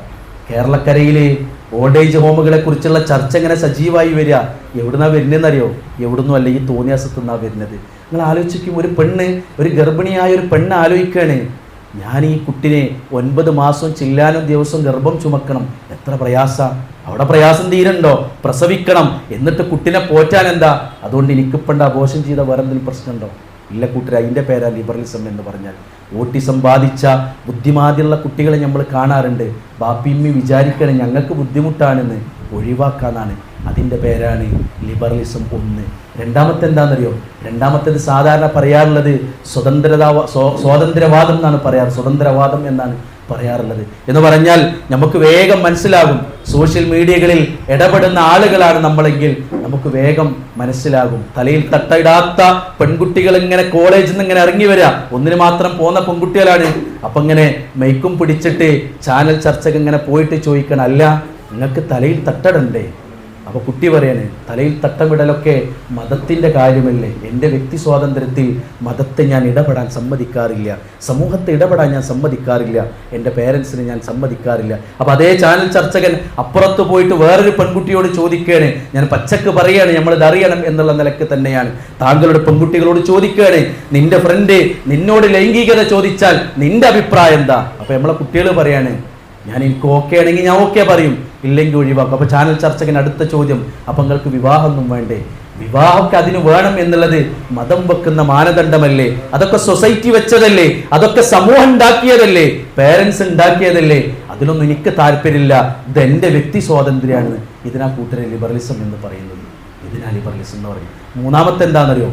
മൂന്നാമത്തേത് പച്ചക്ക് പറഞ്ഞാൽ പദാർത്ഥവാദം എന്നാ പറയാല്. പദാർത്ഥവാദം എന്ന് പറഞ്ഞാൽ കണ്ടതും കേട്ടതും തൊട്ടതും അറിഞ്ഞതും ലാബിൽ തെളിയിക്കപ്പെട്ടതും മാത്രം വിശ്വസിച്ചാൽ മതി. നിങ്ങൾ ആരെങ്കിലും അള്ളാനെ കണ്ടുക്കണോ? അതുകൊണ്ട് അള്ളയില്ല. ഖബറിൽ പോയി ആരെങ്കിലും ഇങ്ങോട്ട് വിളിച്ചിട്ടുണ്ടോ? അതുകൊണ്ട് ഖബറില്ല. നരകം സ്വർഗത്ത് പോയി ആരെങ്കിലും സെൽഫി എടുത്തിട്ട് വിട്ടിട്ടുണ്ടോ? ഇല്ല. അതുകൊണ്ട് നരകം എന്ന് പറഞ്ഞാൽ ദീനിൻ്റെ അടിത്തറ ഇളക്കുന്ന പണിയുടെ പേരാണ് ലിബറലിസം. ഇത് നമ്മുടെ കുടുംബത്തിൻ്റെ അകത്തേക്ക് പതിയെ പതിയെ ഇങ്ങനെ വരാൻ തുടങ്ങിയിട്ടുണ്ട്. എന്തുകൊണ്ടാണെന്നറിയോ? ആ സ്വാതന്ത്ര്യവാദത്തിൽ ഒന്നുകൂടി ഞാൻ പറയുന്നു, വാപ്പേ നിങ്ങൾ എന്തിനാ എൻ്റെ കാര്യം നോക്കണേ? ഞങ്ങളെ കാര്യത്തിൽ ഇടപെടാൻ വരുന്നില്ലല്ലോ. ഈ ചോദ്യം ഒരു പക്ഷേ നമ്മളെ കുട്ടികളിൽ നമ്മൾ നേരിട്ടുണ്ടാവും. എന്തിനാ അമ്മേ ഞാൻ നിങ്ങളെ വാപ്പാൻ്റെ വിഷയത്തിലൊന്നും ഇടപെടണില്ലല്ലോ, നിങ്ങൾ പിന്നെന്തിനാ എൻ്റെ വിഷയത്തിൽ ഇങ്ങനെ ഇടപെടണേ എന്ന് പെൺകുട്ടികൾ ചോദിക്കുന്നുണ്ടെങ്കിൽ ആ ചോദ്യത്തിൻ്റെ പിന്നിലെ ഇസത്തിൻ്റെ പേരാണ് ലിബറലിസം എന്ന് പറഞ്ഞാൽ ഓൽക്കൊന്നുമില്ല, ഉത്തരവാദിത്തമില്ല. അതുകൊണ്ട് നമ്മുടെ കുട്ടികളെ പതിയെ പതിയെ ഇതൊന്ന് കൊണ്ടുപോകാൻ ശ്രമിക്കുമ്പോൾ നമ്മൾ അറിയേണ്ട ഒരു 4 കാര്യമുണ്ട്. 4 കാര്യം. അതിലൊന്നെന്താണെന്ന് വെച്ചാൽ അല്ലാഹു സുബ്ഹാനഹു വ തആല നമ്മളോട് പറയുന്നുണ്ട് സൂറത്തു നിസായിലെ 135-ാമത്തെ ആയത്തിൽ 4 കാര്യമാണ് ഞാൻ പറയുന്നത്. അതിൽ ഒന്നാമത്തെ കാര്യം, ഇങ്ങനെ മതം ഒരു വേള വല്ലാതെ ഭീഷണിയിൽ നിൽക്കുന്ന ഒരു സമയത്ത് ആ മതത്തെ സംരക്ഷിക്കാൻ നമ്മൾ സ്വീകരിക്കേണ്ട 4 മാർഗങ്ങളിൽ ഒന്നാമത്തെ മാർഗം യാ അയ്യുഹല്ലദീന ആമനു ആമിനു ബില്ലാ. ഈ ഒരു പ്രയോഗങ്ങളെ മനസ്സിൽ നല്ലോണം വേണം. ഇത് വല്ലാത്തൊരു പ്രയോഗമാണ്. സൂറത്തു നിസായിലെ 135-ാമത്തെ ആയത്ത നമ്മൾ ഇന്ന് വീട്ടിൽ പോയി ഒന്ന് പരിഭാഷ എടുത്തൊന്ന് വിശദീകരണം വായിക്കേണ്ട ഒരു ആയത്താണിത്. അല്ലാഹ് പറയണേ യാ അയ്യുഹല്ലദീന ആമനു, വിശ്വസിച്ചവരെ, ആമിനു ബില്ലാ, നിങ്ങൾ അല്ലാഹുവിൽ വിശ്വസിക്കുന്നു. നോക്കി, നിങ്ങൾ ആദ്യം എന്താ പറഞ്ഞേ? വിശ്വസിച്ചവരെ എന്ന് അല്ലാഹ് നമ്മൾ അഭിസംബോധന ചെയ്തു. എന്നിട്ട് പറയണേ ആമിനു ബില്ലാ, നിങ്ങൾ അല്ലാഹുവിൽ വിശ്വസിക്കണം എന്ന്. മാത്രമല്ല വീണ്ടും വറസൂലിഹി വൽ കിതാബില്ലദീ നസ്സല അലാ റസൂലിഹി, പ്രവാചകനിലും പ്രവാചകനിലേക്ക് ഇറക്കപ്പെട്ട ഗ്രന്ഥത്തിലും നിങ്ങൾ വിശ്വസിക്കണം. വൽ കിതാബില്ലദീ ഉൻസില മിൻ ഖബൽ, ആ പ്രവാചകന്റെ മുമ്പ് ഇറക്കപ്പെട്ട ഗ്രന്ഥങ്ങളിലും നിങ്ങൾ വിശ്വസിക്കണം. വമൻ യക്ഫുർ ബില്ലാ, ആരെങ്കിലും അല്ലാഹുവിനെ നിഷേധിച്ചാൽ, വമലായികതി, അല്ലാഹുവിന്റെ മലക്കുകളെ നിഷേധിച്ചാൽ, വകുതുബിഹി വറസുലിഹി വൽ യൗമിൽ ആഖിർ, ഗ്രന്ഥങ്ങളിലും പ്രവാചകന്മാരിലും അന്ത്യനാളിലും ആരെങ്കിലും അവിശ്വസിച്ചാൽ ഫഖദ് ളല്ല ളലാലൻ ബഈദ, അവൻ വിദൂരത്താണ്, വല്ലാത്ത ളലാലത്തിലാണെന്നാണ് ഇവിടെ ഈമാൻകാരി ഒക്കെ പറഞ്ഞിട്ടുള്ളൂ. ഈമാൻകാരി എല്ലാതും ഈ ഒരു ആയത്ത് പറഞ്ഞു. ഈമാൻകാരി എല്ലാതും പറഞ്ഞു. പക്ഷെ ഈമാൻകാര്യം പറയുമ്പോൾ അള്ളാഹ് നമ്മളെ വിളിച്ചത് എന്താണെന്നറിയോ? ഈമാനുള്ളവരെയാണ് ആദ്യം വിളിച്ചത്. യാ അയ്യുഹല്ലദീന ആമനു ആമിനു ബില്ലാ, നിങ്ങൾ അല്ലാഹുവിൽ വിശ്വസിക്കണം, മലക്കുകളിൽ വിശ്വസിക്കണം, കിതാബിൽ വിശ്വസിക്കണം, ഗ്രന്ഥങ്ങളിൽ വിശ്വസിക്കണം, പരലോകത്ത് വിശ്വസിക്കണം. നിങ്ങൾ വിശ്വാസികൾ തന്നെയാണ്, എന്നാലും നിങ്ങളൊന്നാണ് വിശ്വസിച്ചലിന്നാണ്. അപ്പം എന്താ കൂട്ടരെ, ഇപ്പം നമ്മൾ നിൽക്കുന്ന ഒരു സ്റ്റാൻഡ് ഉണ്ട്, അവിടെ നിന്നാ പോരാന്നപ്പോൾ പറഞ്ഞത്. ആ സ്റ്റാൻഡ് എന്താണെന്നറിയോ? ആ സ്റ്റാൻഡ് കുറച്ച് ഉയരമുള്ള സ്റ്റാൻഡ് തന്നെയാണ്. കാരണം നാട്ടുകാർ നമ്മളെങ്ങനെ നോക്കുന്നുണ്ട്, താടി വെച്ച മനുഷ്യന്മാർ, അള്ളാഹിൻ്റെ ദീനിനൊക്കെ കുറച്ചൊക്കെ പണിയെടുക്കുന്ന ആൾക്കാരാണ്. ഹിജാബൊക്കെ ഇട്ട് ഖുർആൻ ക്ലാസ്സിനൊക്കെ പോണ, ജുമക്കും ഖുത്തുബക്കൊക്കെ പോണ ആൾക്കാരാണ്. അയലോക്കക്കാർ നമ്മളെ വിലയിരുത്തുന്നത് എന്താണെന്നറിയോ? ഓലേക്കാൾ മതപരമായി കുറച്ച് ഉയർന്നു നിൽക്കണവരായിട്ടാണ് നമ്മളെ പറയുന്നത്. അപ്പം നമ്മളതിൽ ഇങ്ങനെ മനസ്സംതൃപ്തിയോടുകൂടി ഒരു ഉജുബോടുകൂടി നിൽക്കേണ്ട ആൾക്കാരല്ല. അള്ളാഹ് പറയും നിങ്ങൾ അവിടെ തന്നെ ആവും ചിലപ്പോൾ ഉണ്ടാവുക, പക്ഷെ ഒന്നുകൂടി നിങ്ങളത് കയറി നളിന്നാണ്. ഒന്നുകൂടി നിങ്ങളത് കയറി നളി. ആ കയറി നിൽക്കല കൂട്ടർ ഇനി നമുക്ക് വേണ്ടത്. കാരണം നമ്മൾ സാധാരണക്കാരിൽ നിന്ന് ഒന്നുകൂടി ഉയർന്നിട്ടുണ്ട്. നമ്മളിപ്പോൾ അള്ളാഹു അല്ലാത്തവരോട് തേടുന്നില്ല, നിബിധനം നമ്മൾ കഴിക്കണില്ല, മാലമൗലിദുകൾ നമ്മളില്ല, പടച്ചോനാണ് അള്ളാഹു അല്ലാത്ത പടച്ചോണ്ടെന്ന് നമ്മൾ അംഗീകരിക്കണില്ല എന്ന് പറഞ്ഞാൽ സാധാരണക്കാരിന്ന് കുറച്ചൊന്ന് നമ്മൾ ഉയർന്നു നിൽക്കണു. അതുകൊണ്ട് അള്ളാഹ് നമ്മളെ വിളിച്ചത് യാ അയ്യുഹല്ലദീന ആമനു. എന്നിട്ട് ആ നമ്മളോട് അള്ളാഹ് പറയണം ആമിനു ബില്ലാ, നിങ്ങളുണ്ട് അള്ളാഹു വിശ്വസിച്ചില്ല. അതുകൊണ്ട് നമ്മളിപ്പോൾ നിന്ന സ്റ്റാൻഡിൽ നിൽക്കുകയാണെങ്കിൽ കുറച്ച് അപകടങ്ങൾ വരാനുണ്ടാവും. നിങ്ങൾ ഒന്നും കൂടി ഉയർന്നളിയും എന്നാണ് സാധാരണ നമ്മൾ പറയാറുണ്ട് അല്ലെ? വിശുദ്ധ ഖുർആൻ നമ്മളോട് പറയാറുണ്ട് ഇദ്ഖുലു ഫിസ്സിൽമി കാഫ, നിങ്ങളൊന്ന് കുറച്ച് പൂർണ്ണമായിട്ടാണ് കയറി ഇന്നലെ. കുറച്ചൊക്കെ പ്രശ്നങ്ങൾ ഉണ്ട് ഇപ്പോഴും നിങ്ങൾക്ക്, ഒന്നുകൂടി കണ്ട് ക്ലിയർ ആക്കിയിട്ട് ഫുള്ളായിട്ടാണ് കയറി ഇന്നലെ. ഇന്ന് നിങ്ങൾ കച്ചവടക്കാരൊക്കെ തന്നെയാണ്, പക്ഷെ കച്ചവടത്തിൽ പലിശയൊക്കെ നിങ്ങൾ വരുത്തുന്നുണ്ടല്ലോ. അതുകൊണ്ട് അതും കൂടി ഒഴിവാക്കിയിട്ട് ഒക്കണ്ട ഹലാലാക്കിക്കളി, ഒക്കണ്ട ഹലാലാക്കിക്കളയും. നിങ്ങള് മുജാഹിദുകളാണ്, സലഫികളാണ്, വിശ്വാസികളാണ്. പക്ഷേ കല്യാണത്തിന്റെ തലേദിവസം കുറച്ചൊക്കെ ഗാനമേളയും കുറച്ചൊക്കെ ഡാൻസും നിങ്ങളെ പേരിലും വന്നിട്ടുണ്ട്. അതൊന്നും മാറ്റിക്കളയും, നിങ്ങൾ പൂർണ്ണമായിട്ട് കയറി നിന്നലും എന്നാ പറഞ്ഞതിന്റെ ചുരുക്കം കൂട്ടരെ. ഇനി എല്ലാ വിഷയത്തുക്കും തന്നെ കൊണ്ടുപോയി, എല്ലാ വിഷയത്തുക്കും തന്നെ കൊണ്ടുപോയി. നിങ്ങളിപ്പോൾ വായിക്കും പഠിക്കുകയൊക്കെ ചെയ്തിരുന്നു പണ്ട്, പക്ഷേ ഇപ്പൊ അതൊന്നും നിന്നിട്ടുണ്ടല്ലേ? എന്നാൽ അതൊന്നും കൂടി തുടർന്നലും, എന്നിട്ട് കുറച്ചും കൂടിയൊക്കെ ദീനുണ്ടാക്കിക്കളയും. യാ അയ്യുഹല്ലദീന ആമനു ആമിനു ബില്ലാ എന്ന് പറഞ്ഞ അള്ളാഹ് തുടങ്ങണതിൻ്റെ ഒരു ചുരുക്കം നമുക്ക് തിരിയണ ഭാഷയിൽ കൂട്ടരെ അങ്ങനെയാണ് പറയാൻ പറ്റുക. അതുകൊണ്ട് ഇപ്പൊ നിൽക്കുന്ന അവസ്ഥയിൽ നിന്ന് നമ്മളൊന്നുണ്ട് ഉയർന്നു നിൽക്കേണ്ടതുണ്ട് എന്നാണ് നമ്മൾ മനസ്സിലാക്കേണ്ടത് എന്നാണ്. കാരണം എന്താണെന്നറിയോ, ആരാ പടച്ചോന്ന്. ഇപ്പോൾ കാസർഗോഡ് ജില്ലയിലാണ് ഞാൻ ജോലി നോക്കുന്നത്. അവിടെ ഒരു പെൺകുട്ടികൾക്ക് വേണ്ടി മാത്രം മതം പഠിപ്പിക്കുന്ന ഒരു സ്ഥാപനമുണ്ട്. ഒരു 150 കുട്ടികൾ അവിടെ പഠിക്കുന്നുണ്ട്. അപ്പോൾ അവിടുത്തെ അധ്യാപകർ ഒരു ദിവസം അവർക്കൊക്കെ വേണ്ടിയിട്ട് ഒരു ഫുൾ ഡേ പ്രോഗ്രാം വെച്ചു. ആ ഫുൾ ഡേ പ്രോഗ്രാം വെക്കുന്നതിന് മുമ്പ് പെൺകുട്ടികളോട് പറഞ്ഞു, നിങ്ങൾക്ക് സംശയമുള്ള മുഴുവൻ ചോദ്യങ്ങളും എഴുതി തന്നലേ, ആ ചോദ്യങ്ങൾക്ക് അന്നത്തെ ദിവസങ്ങൾക്ക് ഉത്തരം തരുന്നതാണ്. കുട്ടികളുടെ എഴുതി കൊടുത്തു. ഒരു 100-150-200 അടുത്തുള്ള ചോദ്യങ്ങൾ കുട്ടികൾ എഴുതി കൊടുത്തു.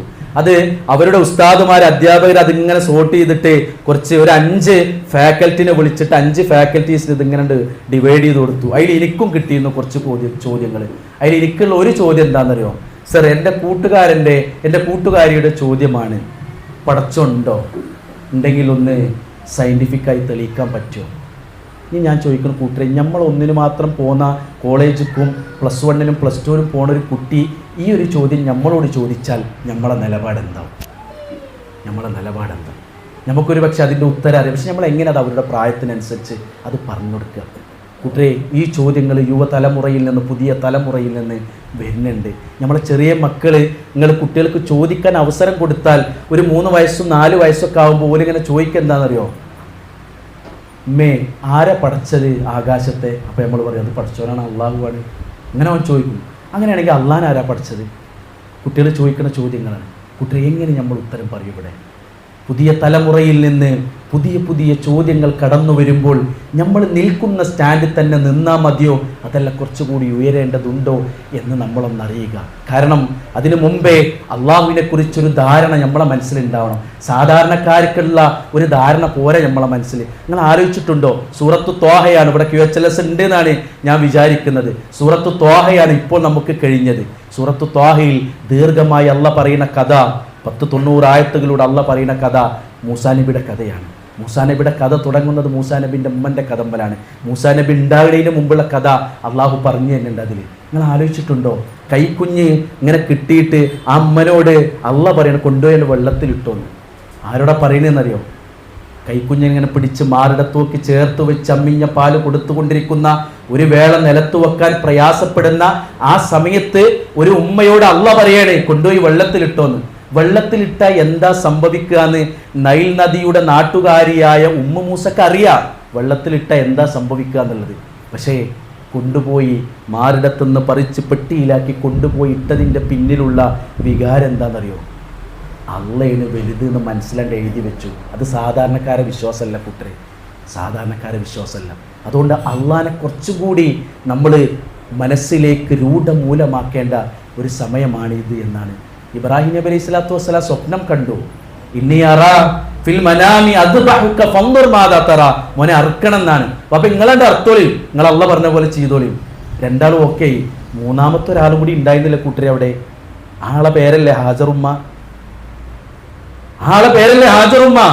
രണ്ടുപേരും കൂടി ഉമ്മയുടെ അടുക്കൽ ചെന്ന് വാപ്പ കണ്ട സ്വപ്നത്തെക്കുറിച്ചും വഹീനെക്കുറിച്ചും അള്ളാന്റെ പരീക്ഷണത്തെക്കുറിച്ചും പറയണ്ടേ. മോനെ കുളിപ്പിച്ച് മാറ്റി പുതുവസ്ത്രം അണിയിപ്പിച്ച് തന്റെ പ്രിയതമന്റെ കയ്യിലേക്ക് ഹാജറ ഉമ്മ ഏൽപ്പിച്ചു കൊടുക്കുമ്പോൾ മംഗലത്തിന് പോയി തിരിച്ചു വരും, കല്യാണത്തിന് പോയി തിരിച്ചു വരുന്നത് പോലെ സന്തോഷത്തോടെ ഭക്ഷണം കഴിച്ച് തിരിച്ചു വരുന്ന കുട്ടി ഈദ്ഗാഹിൽ പോയി ഖുത്ബ കേട്ട് എല്ലാവരോടും സലാം പറഞ്ഞ് ആശ്ലേഷം നടത്തി എന്റെ കുട്ടി സന്തോഷത്തോടു കൂടി തിരിച്ചു വരും എന്ന് വിചാരിച്ചിട്ടല്ല പറഞ്ഞേക്കണത്, കൊല്ലാനാ കൊണ്ടുപോണത്.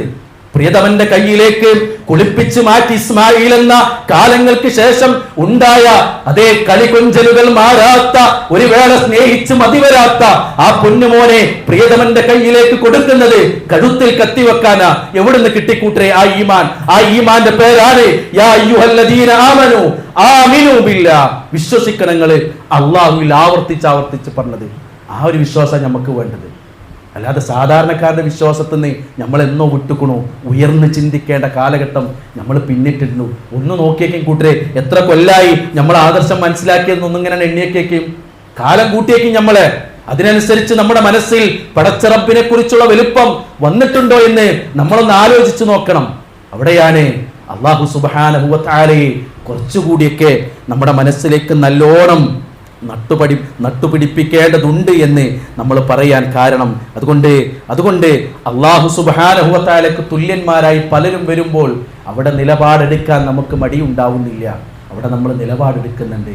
അത് വ്യക്തവും ശക്തവുമായ ചില നിലപാടുകളാണ്. എന്തിനാ ബാക്കിയൊക്കെ ഞാൻ അഡ്ജസ്റ്റ് ചെയ്യാൻ റെഡിയാ, പക്ഷെ ഈ വിഷയത്തിൽ അഡ്ജസ്റ്റ്മെന്റ് ഇല്ലാന്ന് എന്തുകൊണ്ടാ കൂട്ടരെ? കുടുംബത്തിൽ നിന്ന് പലപ്പോഴും നമ്മൾ അതിൻ്റെ പേരിൽ തനിച്ചാക്കിയപ്പോഴും നമുക്ക് എൻ്റെ വേദന ഇല്ലാതെ വന്നത് നമ്മളോടുള്ള അള്ളാഹുവിനോടുള്ള നമുക്കുള്ള സ്നേഹം. ആ സ്നേഹം ഒന്നുകൂടി വർദ്ധിപ്പിക്കേണ്ടതുണ്ട്. അത് വളർത്തിയെടുക്കാൻ നമുക്ക് കഴിയേണ്ടതുണ്ട്. റുമൈസ റളിയല്ലാഹുവിന്റെ ചരിത്രങ്ങൾ കേട്ടിട്ടില്ലേ? അല്ലേ? അനസ് റളിയല്ലാഹുവിന്റെ ഉമ്മയാണ് റുമൈസ റളിയല്ലാഹു. ഈ അനസ് റളിയല്ലാഹു ആരാന്നറിയോ? അള്ളാഹിന്റെ റസൂലിന്റെ ഖിദ്മത്ത് എടുത്തു എന്ന് ഞാൻ 10 കൊല്ലം അതിലപ്പുറം എടുത്തിട്ടും അള്ളാഹിന്റെ റസൂൽ എന്നോട് ഒരു മോശമായ വർത്തമാനം കൂടി പറഞ്ഞിട്ടില്ല എന്ന് എഴുതി വെച്ച അനസ് റളിയല്ലാഹു. ആ അനസ് റളിയല്ലാഹുവിന്റെ ഉമ്മന്റെ ഒരു ചരിത്രമുണ്ട്. അതുകൂടി ഞാനൊന്ന് ഈ വിഷയത്തിലേക്ക് കൂട്ടിച്ചേർക്കട്ടെ. റുമൈസ റളിയല്ലാഹു മദീനയിലേക്ക് എത്തി. മദീനയിലേക്ക് അവിടെ നിന്ന് ഇസ്ലാം സ്വീകരിച്ചു. മദീനയിൽ നിന്ന് ഇസ്ലാം സ്വീകരിച്ചപ്പോൾ മൂപ്പരുടെ കള്ളുകുടിയനായ ആ ഭർത്താവിന് ഇസ്ലാം സ്വീകരിക്കാൻ മടി. അതിൻ്റെ പേരിൽ തൊലാക്ക് നടന്നു, ഒഴിവാക്കപ്പെട്ടു. എന്തിനു വേണ്ടിയിട്ടെന്നറിയോ? ഇസ്ലാം ഒരു ജീവിതം മുഴുവൻ നമ്മൾ വായിക്കേണ്ട ഒരു ചരിത്ര, ജീവിതം മുഴുവൻ ഇസ്ലാമിന് വേണ്ടി നീക്കിവെച്ച ഒരു സ്വഹാബി വനിതയുടെ ചരിത്രമാണത്. ഇസ്ലാം ദീന് മുറുകെ പിടിക്കാൻ വേണ്ടി ഭർത്താവ് ഒഴിവാക്കി. ഭർത്താവ് പോട്ടേന്ന് വെച്ച് പോണ വഴിക്ക് മൂപ്പരെ എടുക്കോ നാട് വിട്ടു പോകുമ്പോൾ എന്തോ വന്യമൃഗം പിടിച്ച് അദ്ദേഹം കൊല ചെയ്യപ്പെട്ടു എന്നാണ് ചരിത്രം പറയുന്നത്. പിന്നെ അവരുടെ അടുക്കലേക്ക് വരുന്നത് ഇസ്ലാം സ്വീകരിക്കാത്ത അബൂ ത്വൽഹ റളിയല്ലാഹു അൻഹു ആയിരുന്നു എന്നാണ്. അബൂ ത്വൽഹ വന്നിട്ട് ആഗ്രഹം പറഞ്ഞു അത്രേ. അവർ പറഞ്ഞു അത്രേ, താങ്കൾ മുസ്ലിമല്ല, എനിക്കതിന് സാധ്യമല്ല എന്ന്. ഒന്നിലധികം തവണ വന്നപ്പോഴും അവരത് പറഞ്ഞുകൊണ്ടേയിരുന്നു. അവസാനം അവർ വെച്ചൊരു കണ്ടീഷൻ എന്താണെന്നറിയോ? നിങ്ങളെ ഇസ്ലാം മഹറായി തരാൻ പറ്റില്ലെങ്കിൽ ഞാൻ നിങ്ങൾക്ക് ഭാര്യയാവുമെന്നാണ്. ഇസ്ലാം മഹറായി സ്വീകരിച്ച് അബൂ ത്വൽഹ റളിയല്ലാഹു അൻഹു ഇസ്ലാം സ്വീകരിച്ചു. പിന്നീട് അവർ ജീവിക്കുകയാണ്. അനസ് റളിയല്ലാഹുവിനെ പറഞ്ഞേ, അനസ് റളിയല്ലാഹു ആദ്യത്തിലുള്ള പുത്രനാണ്, ആദ്യ വാപ്പയിലുള്ള മകനാണ്. അദ്ദേഹം തന്നെ പറയണേ, എൻ്റെ അനുജൻ ഒരു ദിവസം മരണപ്പെടുകയുണ്ടായി. അദ്ദേഹം തന്നെ ചരിത്രത്തിൽ പറയണേ, എൻ്റെ അനുജൻ ഒരു ദിവസം മരണപ്പെടുകയുണ്ടായി. ബാപ്പയാണെങ്കിൽ വീട്ടിലില്ല, ധനസമ്പാദന മാർഗത്തിനു വേണ്ടി പോയതാണ്. ഉമ്മ മോനെ കുളിപ്പിച്ച് വൃത്തിയാക്കി കഫം പുടവടിയിപ്പിച്ച് ഒരു സൈഡിലേക്ക് കടത്തി. ആരാന്നറിയോ കൂട്ടരെ? സ്വന്തം ഉമ്മയാണ്. ഒരു വേള അവന്റെ നിർജീവമായ ശരീരത്തിൽ നിന്ന് വസ്ത്രങ്ങൾ ഊരുമ്പോൾ ആ ഉമ്മന്റെ മനസ്സിലേക്ക് വന്ന ചില പഴയ ഓർമ്മകൾ ഉണ്ടായേക്കാം.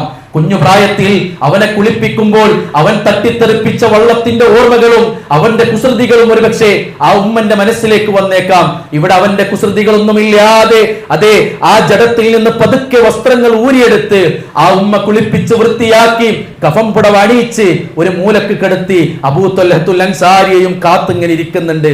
രാത്രി അദ്ദേഹം വന്നോ, അദ്ദേഹത്തിന് ആവശ്യമായ ഭക്ഷണങ്ങളും കാര്യങ്ങളൊക്കെ ചെയ്തു കൊടുത്തു. രാത്രി കിടക്കുകയാണ് കൂട്ടരെ. ആ കിടത്തം ചരിത്രം പറയുന്നുണ്ട്. അന്നത്തെ കൂടിച്ചേരൽ അവർക്ക് പിന്നീട് ഒരു കുഞ്ഞ് അന്നത്തെ ദിവസത്തിന്റെ കാരണത്തിൽ ഉണ്ടായി എന്നാണ്. കഴിഞ്ഞിട്ട് ഭാര്യ ചാരത്ത് കിടക്കുമ്പോൾ റുമൈസ റളിയല്ലാഹു അൻഹ ചോദിച്ചു അത്രേ, അബൂ ത്വൽഹ, ഒരാൾ ഒരു കടം തന്നു എന്ന് വിചാരിക്കുക. ആ കടം തന്ന ആള് അത് തിരിച്ചു ചോദിക്കുന്നുവെങ്കിൽ എന്താണ് നിങ്ങളുടെ അഭിപ്രായം? എന്താ റുമൈസ നീ പറയുന്നത്? കടം ചോദിച്ച ആള് തന്ന ആൾക്ക് അത് തിരിച്ചു കൊടുക്കണ്ടേ?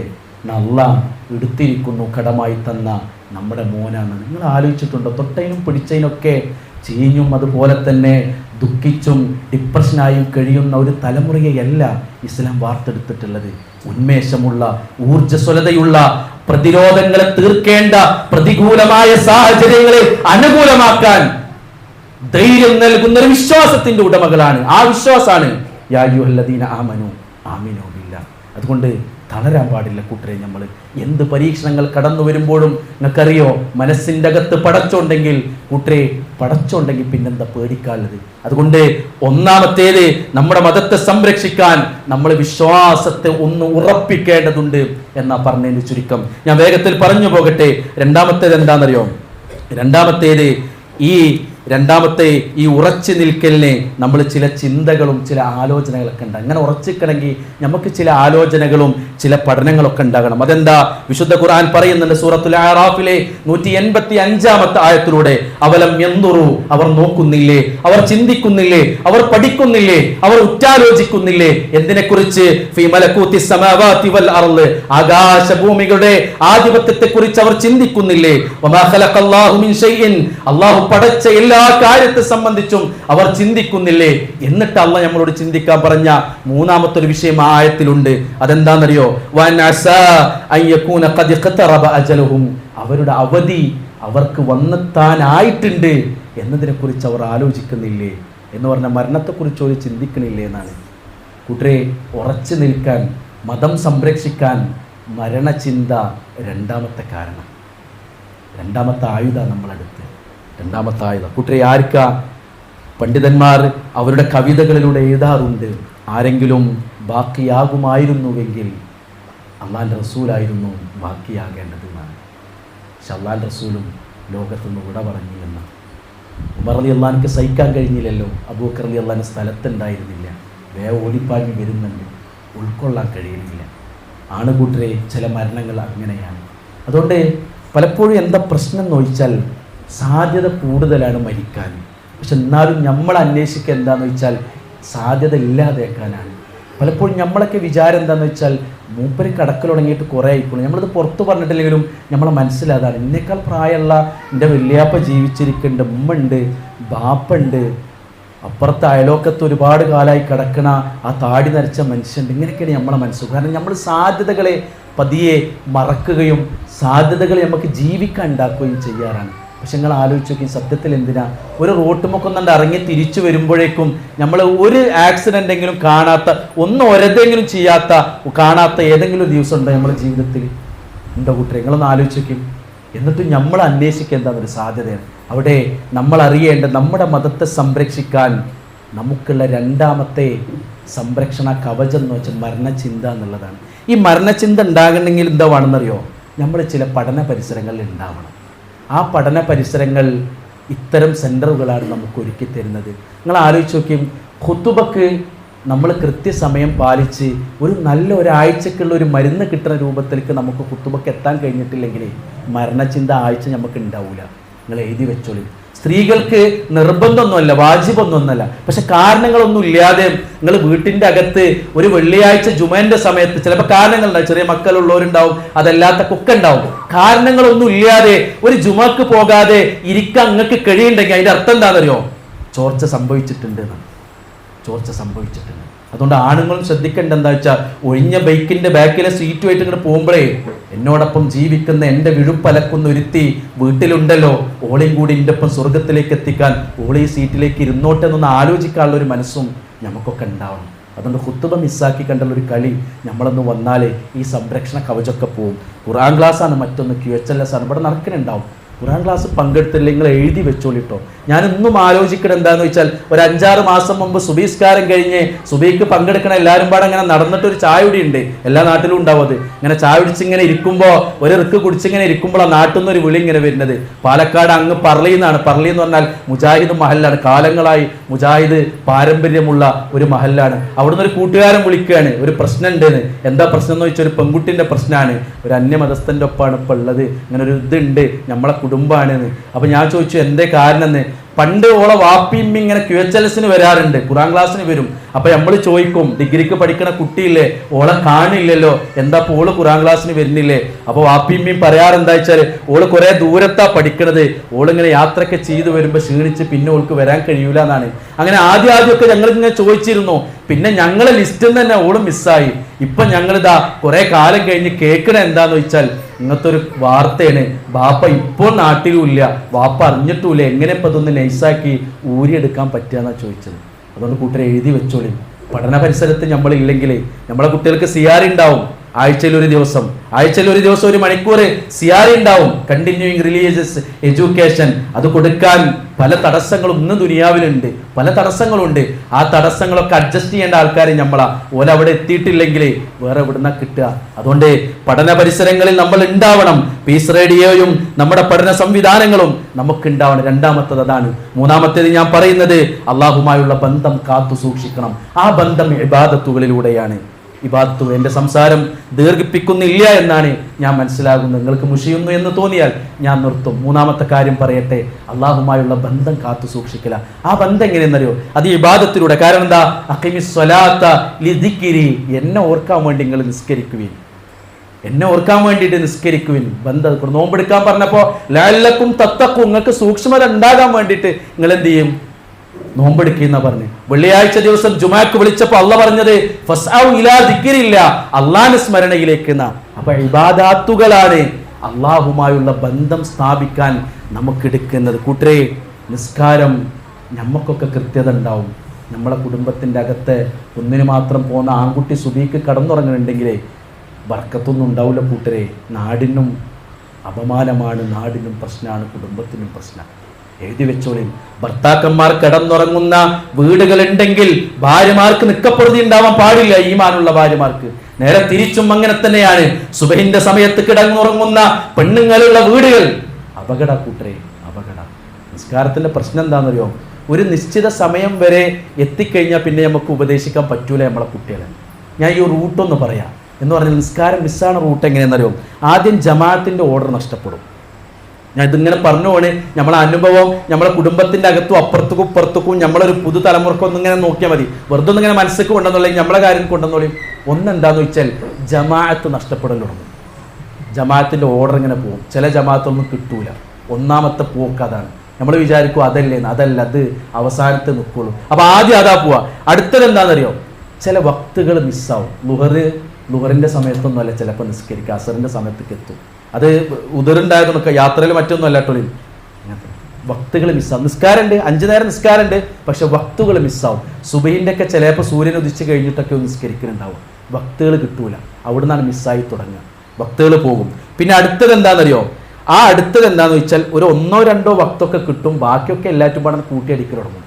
അങ്ങനെ പോകും. അടുത്ത സ്റ്റെപ്പ് എന്താണെന്നറിയോ? 5 എണ്ണത്തിൽ ചിലത് കുറയാൻ തുടങ്ങും. ചിലപ്പോൾ സുബിയാവും കുറയുന്നുണ്ടാവുക, നിസ്കരിക്കുന്നില്ല, ചിലത് മിസ്സാവാൻ തുടങ്ങും. പിന്നെ ഇങ്ങനെ അടുത്ത സ്റ്റെപ്പ് എന്താണെന്നറിയോ? ഒന്ന് മിസ്സായെടുത്തുനിന്ന് 1-2 മാത്രം കിട്ടുന്നിടത്തേക്ക് എത്തും.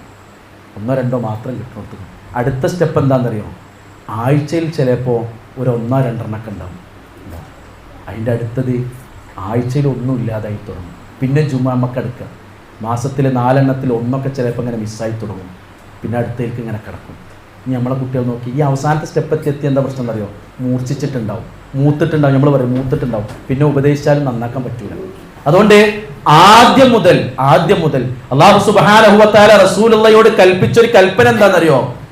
അല്ലാഹുവിന്റെ റസൂലിനോട് പറയണം, വഅ്മുർ അഹ്ലക ബിസ്സലാത്ത് ഫസ്തബിർ അലൈഹാ.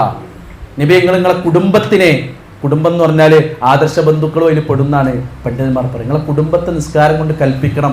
എന്നിട്ട് ഫസ്തബിർ അലൈഹ. ഞാൻ നമ്മളെ സൂറത്ത് ത്വാഹന്റെ അവസാനത്തെ വാചകം, സൂറത്ത് ത്വാഹ തീർന്നിട്ടില്ല, ഞാൻ ക്ലാസ് എടുക്കണോടത്ത് അവിടെ കഴിഞ്ഞ ആഴ്ച ക്ലാസ് എടുത്തതായി പറയുന്നത്. അതിൽ ഇസ്തബറ എന്ന വേർഡാണ് അള്ളാഹു ഉപയോഗിച്ചത്. സൊബർ എന്നാണ് ഇസ്തബറ വന്നത്, പക്ഷെ സൊബർ അല്ല ഇസ്തബറ. സൊബറും ഇസ്തബറയും വ്യത്യാസമുണ്ട്. സൊബറ എന്ന് പറഞ്ഞാൽ ക്ഷമിച്ചു എന്നാണ്. ക്ഷമ അള്ളാഹ് തന്നു, നമ്മൾ ക്ഷമിക്കണം. ഇസ്തബറ എന്ന് പറഞ്ഞാൽ എന്താ അറിയോ? ഇസ്തബറയാണ് നിസ്കാരത്തിന്റെ വിഷയത്തിൽ പറഞ്ഞത്. ഫസ്തബിർ അലൈഹ. റസൂലേ, നിങ്ങൾ അതില് സൊബർ എന്ന് പറഞ്ഞാൽ നമ്മൾ പറയാറില്ല, ക്ഷമയുടെ നെല്ലിപ്പടി കണ്ടു പറയില്ലേ?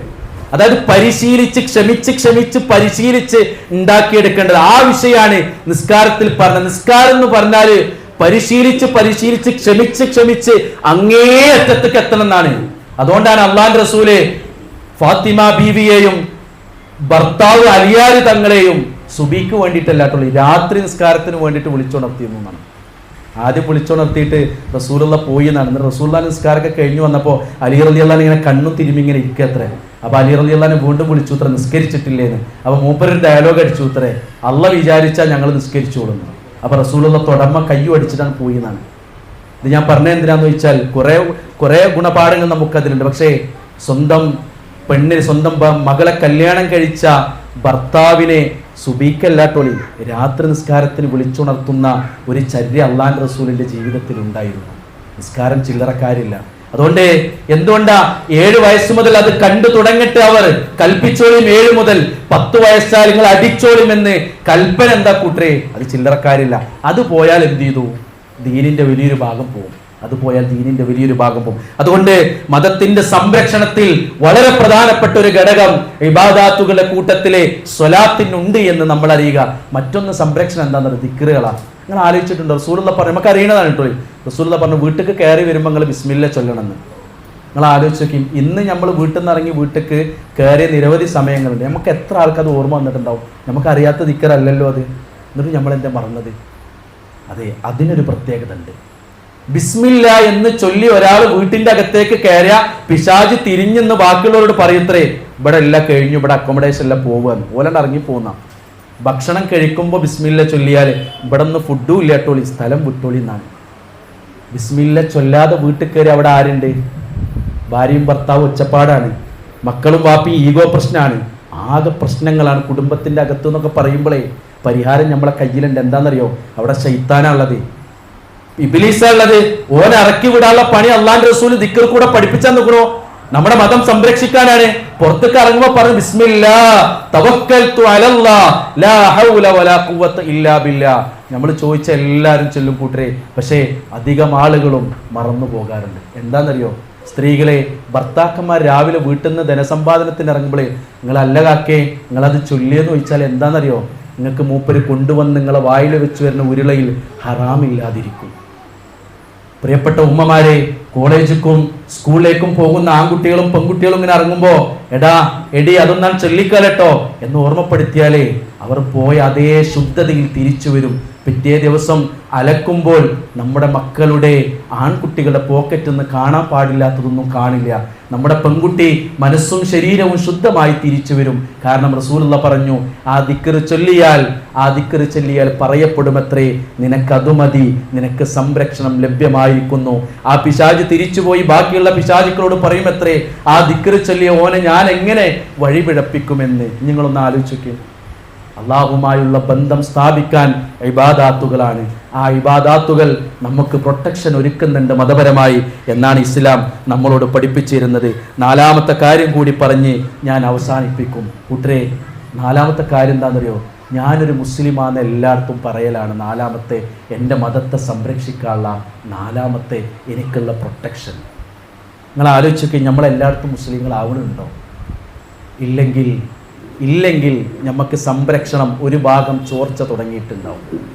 വിശുദ്ധ ഖുർആൻ പറഞ്ഞില്ലേ നമ്മളോട്, വഖാല ഇന്നനീ മിനൽ മുസ്ലിമീൻ, ഞാൻ മുസ്ലിങ്ങളെ കൂട്ടത്തിൽപ്പെട്ടവനാണ്. ആലോചിച്ചിട്ടുണ്ട് കൂട്ടരെ? എന്റെ സംസാരത്തിലും എന്റെ സംസ്കാരത്തിലും എന്റെ വേഷഭൂഷാദികളിലും എന്റെ സ്ട്രക്ചറുകളിലും ഞാനൊരു മുസ്ലിമാണ് എന്ന് പ്രകട സ്വഭാവവും അതോടൊപ്പം തന്നെ ഇടപെടുമ്പോഴും ഇയാളൊരു മുസ്ലിമാണ് എന്ന് മറ്റുള്ളവർക്ക് തോന്നണം കൂട്ടരെ. അത് പ്രഖ്യാപിക്കും വേണ്ടത് ചിലയിടത്തൊക്കെ പ്രഖ്യാപിക്കേണ്ടി വരും. അതിനർത്ഥം എന്താണെന്ന് അറിയോ? ഖുർആൻ പറഞ്ഞില്ലേ, വൽതകും മിൻകും ഉമ്മ യദ്ഊന ഇലൽ ഖൈർ. നിങ്ങൾ ഇന്നൊരു ഉത്തമ സമൂഹം അങ്ങോട്ട് ഉണ്ടായി വരണം. നന്മ കൽപ്പിക്കണം, തിന്മ കൽപ്പിക്കണം. നിങ്ങൾ നന്മ കൽപ്പിക്കാനും തിന്മ വിരോധിക്കാനും തുടങ്ങിയേക്കും നിങ്ങൾ മുസ്ലിമായി മാറും. ശരിക്കും എന്താണെന്നറിയോ? രാവിലെ ഭാര്യ ഇങ്ങനെ കടന്നുറങ്ങുമ്പോഴേ ഇജ്ജ് കടന്നുറങ്ങാല്ലേ സുബീസ്കരിക്കാതെ എന്ന് ചോദിച്ചാൽ ഒരു ദിവസം ചോദിച്ചാൽ മതി, പിറ്റേ ദിവസം പിന്നെ നമുക്ക് സുബീക്ക് കടന്നുറങ്ങാൻ പറ്റൂല. പിന്നെ ഓള് നോക്കിക്കോളും നമ്മളെ സുബീൻ്റെ കാര്യം നോക്കും. മകള് വീട്ടിൽ നിന്ന് ഇറങ്ങുമ്പോൾ അല്ല എന്താ ജീൻസൊക്കെ ഇട്ടിട്ടാ ആ ലിപ്സ്റ്റിക് ഒന്ന് മായ്ച്ചലട്ടോ എന്നാണ്ട് പറഞ്ഞാലേ പിറ്റേ ദിവസം ഉമ്മ ഹിജാബ് ഇടാതെ പുറത്തേക്ക് ഇറങ്ങാൻ പെൺകുട്ടികൾ സമ്മതിക്കൂല. നമ്മൾ സാധാരണ പറയാറുണ്ട്, ദാവത്തിൻ്റെ ഒരു പ്രത്യേകതയാണത്. അലക്കുമ്പോൾ നമുക്ക് എന്ത് ചെയ്യും? കല്ലും വെളുക്കും. ഇന്നത്തെ കാലത്ത് വാഷിംഗ് മെഷീനാണ്, എന്നാലും പറഞ്ഞേക്കാണ് പഴയ ഒരു ഉദാഹരണം അല്ലേ. അലക്കുമ്പോൾ എന്ത് ചെയ്യും? വസ്ത്രമാണ് നമ്മളെ ലക്ഷ്യം, വൃത്തിയാകാൻ. പക്ഷേ വസ്ത്രം വൃത്തിയാകുന്നതോടൊപ്പം ആ കല്ലും കയ്യും വൃത്തിയാകുന്നത് പോലെ നമ്മളൊന്നുണ്ട് ഇറങ്ങിയാലേ. അല്ല എൻ്റെ വീട്ടിൽ ഇപ്പം എന്താ ഗാനമേള, അതൊക്കെ അപ്പോൾ പാടുണ്ടതോ എന്നൊരു ചോദ്യം ചോദിച്ചാൽ മതി. പിന്നെ നിങ്ങളെ കല്യാണ വീട്ടിൽ ഗാനമേള ഉണ്ടാവൂല കൂട്ടരെ, ഉണ്ടാക്കാൻ പറ്റൂല. അത് നമുക്കൊരു സംരക്ഷണം. പക്ഷെ ചില ആൾക്കാർ എന്തേ ഇതിൻ്റെ മുമ്പിൽ നിൽക്കാത്തതെന്ന് ചോദിച്ചാൽ ഇതിന് പറ്റാത്തതുകൊണ്ടാണ്. ഇതിപ്പോൾ നമുക്കൊക്കെ അറിയണാണ്. എന്തേ ഇപ്പം നിങ്ങൾ മീറ്റിങ്ങിന് വിളിച്ചാൽ കാണുന്നില്ലല്ലോ, ഇതിൻ്റെ നേതൃത്വത്തിൽ കാണില്ലല്ലോ, നിങ്ങൾ അവിടെ ഇടപെടാൻ പറഞ്ഞിട്ട് കാണില്ലല്ലോ, അപ്പോൾ മൂപ്പര് പതുക്കെ ഇങ്ങനെ പിന്നോട്ടടിക്കേണ്ടതെന്ന് വെച്ചാൽ ഞാൻ നന്നാകണ്ടേ എന്നുള്ളതാണ്. ഇതെല്ലാവർക്കും അറിയാം കൂട്ടരെ. നമ്മളെ പിന്നോട്ടടിക്കലിൻ്റെ കാരണം എന്താണെന്ന് നമുക്കറിയാം. അതുകൊണ്ട് നമ്മൾ നിൽക്കേണ്ടത് എവിടെയെന്ന് ചോദിച്ചാൽ ഈ രംഗത്ത് തന്നെയാണ് എന്ന് നമ്മൾ മനസ്സിലാക്കുക. മറ്റൊന്ന് അവസാനിപ്പിക്കുന്നതിന് മുമ്പ് കൂട്ടിച്ചേർക്കാനുള്ളത്, നാട്ടിൽ മാത്രം മുസ്ലിമായി ജീവിച്ചാൽ പോരാ, കുടുംബത്തിൻ്റെ അകത്തുകൂടി മുസ്ലിമാകാൻ നമുക്ക് കഴിയണം. എന്താണെന്നറിയോ? പലപ്പോഴും പലരും നാട്ടിൽ സജീവമായിട്ട് മുസ്ലിമായി ജീവിക്കുന്നുണ്ട്. കുടുംബത്തിൻ്റെ അകത്തേക്ക് വരുമ്പോൾ മുസ്ലിം എന്നുള്ള പദവിയിൽ നിന്ന് ചിലപ്പോഴൊക്കെ ഇറങ്ങിപ്പോരാറുണ്ട് എന്നതൊരു യാഥാർത്ഥ്യം. മാസങ്ങൾക്ക് മുമ്പ് നാട്ടിലൊരു 21 വയസ്സുള്ള ഒരു പെൺകുട്ടിനെയും കൊണ്ട് വാപ്പിയും ഇങ്ങനെ വന്നു. ഇവർ പറഞ്ഞു, ഒരു കൊല്ലായി നിക്കാഹ് കഴിഞ്ഞിട്ട്, അടുത്ത മാസം നിക്കാഹ് കഴിഞ്ഞിട്ട് ചെറുക്കം പോയതാണ്, കൂട്ടിക്കൊണ്ടായിട്ടില്ല, അടുത്ത മാസവും വരികയാണ്. ഇവളിപ്പോൾ ഓൻ്റെ കൂടെ പോണില്ല എന്നാ പറഞ്ഞു. ഞങ്ങളൊരു കല്യാണമൊക്കെ വെച്ചിട്ട് അത് കൂട്ടിക്കൊണ്ടലാക്കാന്ന് വിചാരിച്ചിട്ടാണ്. നിങ്ങൾ എന്തെങ്കിലുമൊക്കെ പറഞ്ഞിട്ട് ഓളൊന്നും ഓൻ്റെ ഒപ്പം പോകാനുള്ള രൂപത്തേക്കൊന്ന് ആക്കിത്തരും പറഞ്ഞു. അപ്പം ഞാൻ ആ 21-22 വയസ്സിനോട് അടുത്ത ആ പെൺകുട്ടിനോട് കാര്യങ്ങൾ ഇങ്ങനെ ചോദിച്ചു വന്നു. കുറേ അവൾ പറഞ്ഞു. ഓളെ ജീവിത കഥകൾ ഇങ്ങനെ പറയുന്നതിൻ്റെ ഇടക്ക് ഓള് പോണ റൂട്ട് മനസ്സിലായപ്പോൾ ഞാനൊന്ന് അങ്ങോട്ട് അറ്റാക്ക് ചെയ്ത് സമയം കുറക്കാൻ വേണ്ടി ഞാൻ ചോദിച്ചു, ഉമ്മാനെ തല്ലണത് വാപ്പ ഉമ്മാനെ തല്ലണ ഇജ്ജ് കണ്ടിട്ടുണ്ടോ ചോദിച്ചു. ഉമ്മാനെ തല്ലാറുണ്ടോ വാപ്പാന്ന് അങ്ങനെ ഞാൻ ചോദിച്ചു. ഉമ്മാനെ വാപ്പ തല്ലാറുണ്ടോ? അപ്പോൾ ഓളിങ്ങനെ തല താത്തിയിരുന്നു. എന്നിട്ട് ഓൾ തല ഉയർത്തി എന്നിട്ട് പറഞ്ഞു, യെസ് സാർ ഞാൻ കണ്ടിട്ടുണ്ട്. അപ്പോൾ ഞാൻ ചോദിച്ചു, എത്ര തവണ? ഒരു തവണ. 10-22 കൊല്ലത്തിൻ്റെ ഉള്ളിൽ ഒറ്റ തവണ ബാപ്പമ്മാനെ തല്ലണോൾ കണ്ടു. പക്ഷേ ബാപ്പനെ ശത്രുപക്ഷത്ത് നിർത്താൻ ആ ഒറ്റ തവണ മതിയായിരുന്നു. ഒറ്റ തവണ മതി. അതുകൊണ്ട് കൂട്ടരെ, നമ്മളെ പുതിയ തലമുറക്ക് നമ്മൾ ചില മെസ്സേജുകൾ കൈമാറ്റം ചെയ്യുന്നുണ്ട്. ചീത്ത പറയുമ്പോഴും ശബ്ദിക്കുമ്പോഴും ഒച്ചടുമ്പോഴും കുടുംബത്തിൻ്റെ അകത്ത് ഞാൻ മുസ്ലിം അല്ല എന്ന തിരിച്ചറിവുണ്ടാക്കി മുസ്ലിമാക്കാൻ ശ്രമിക്കണം.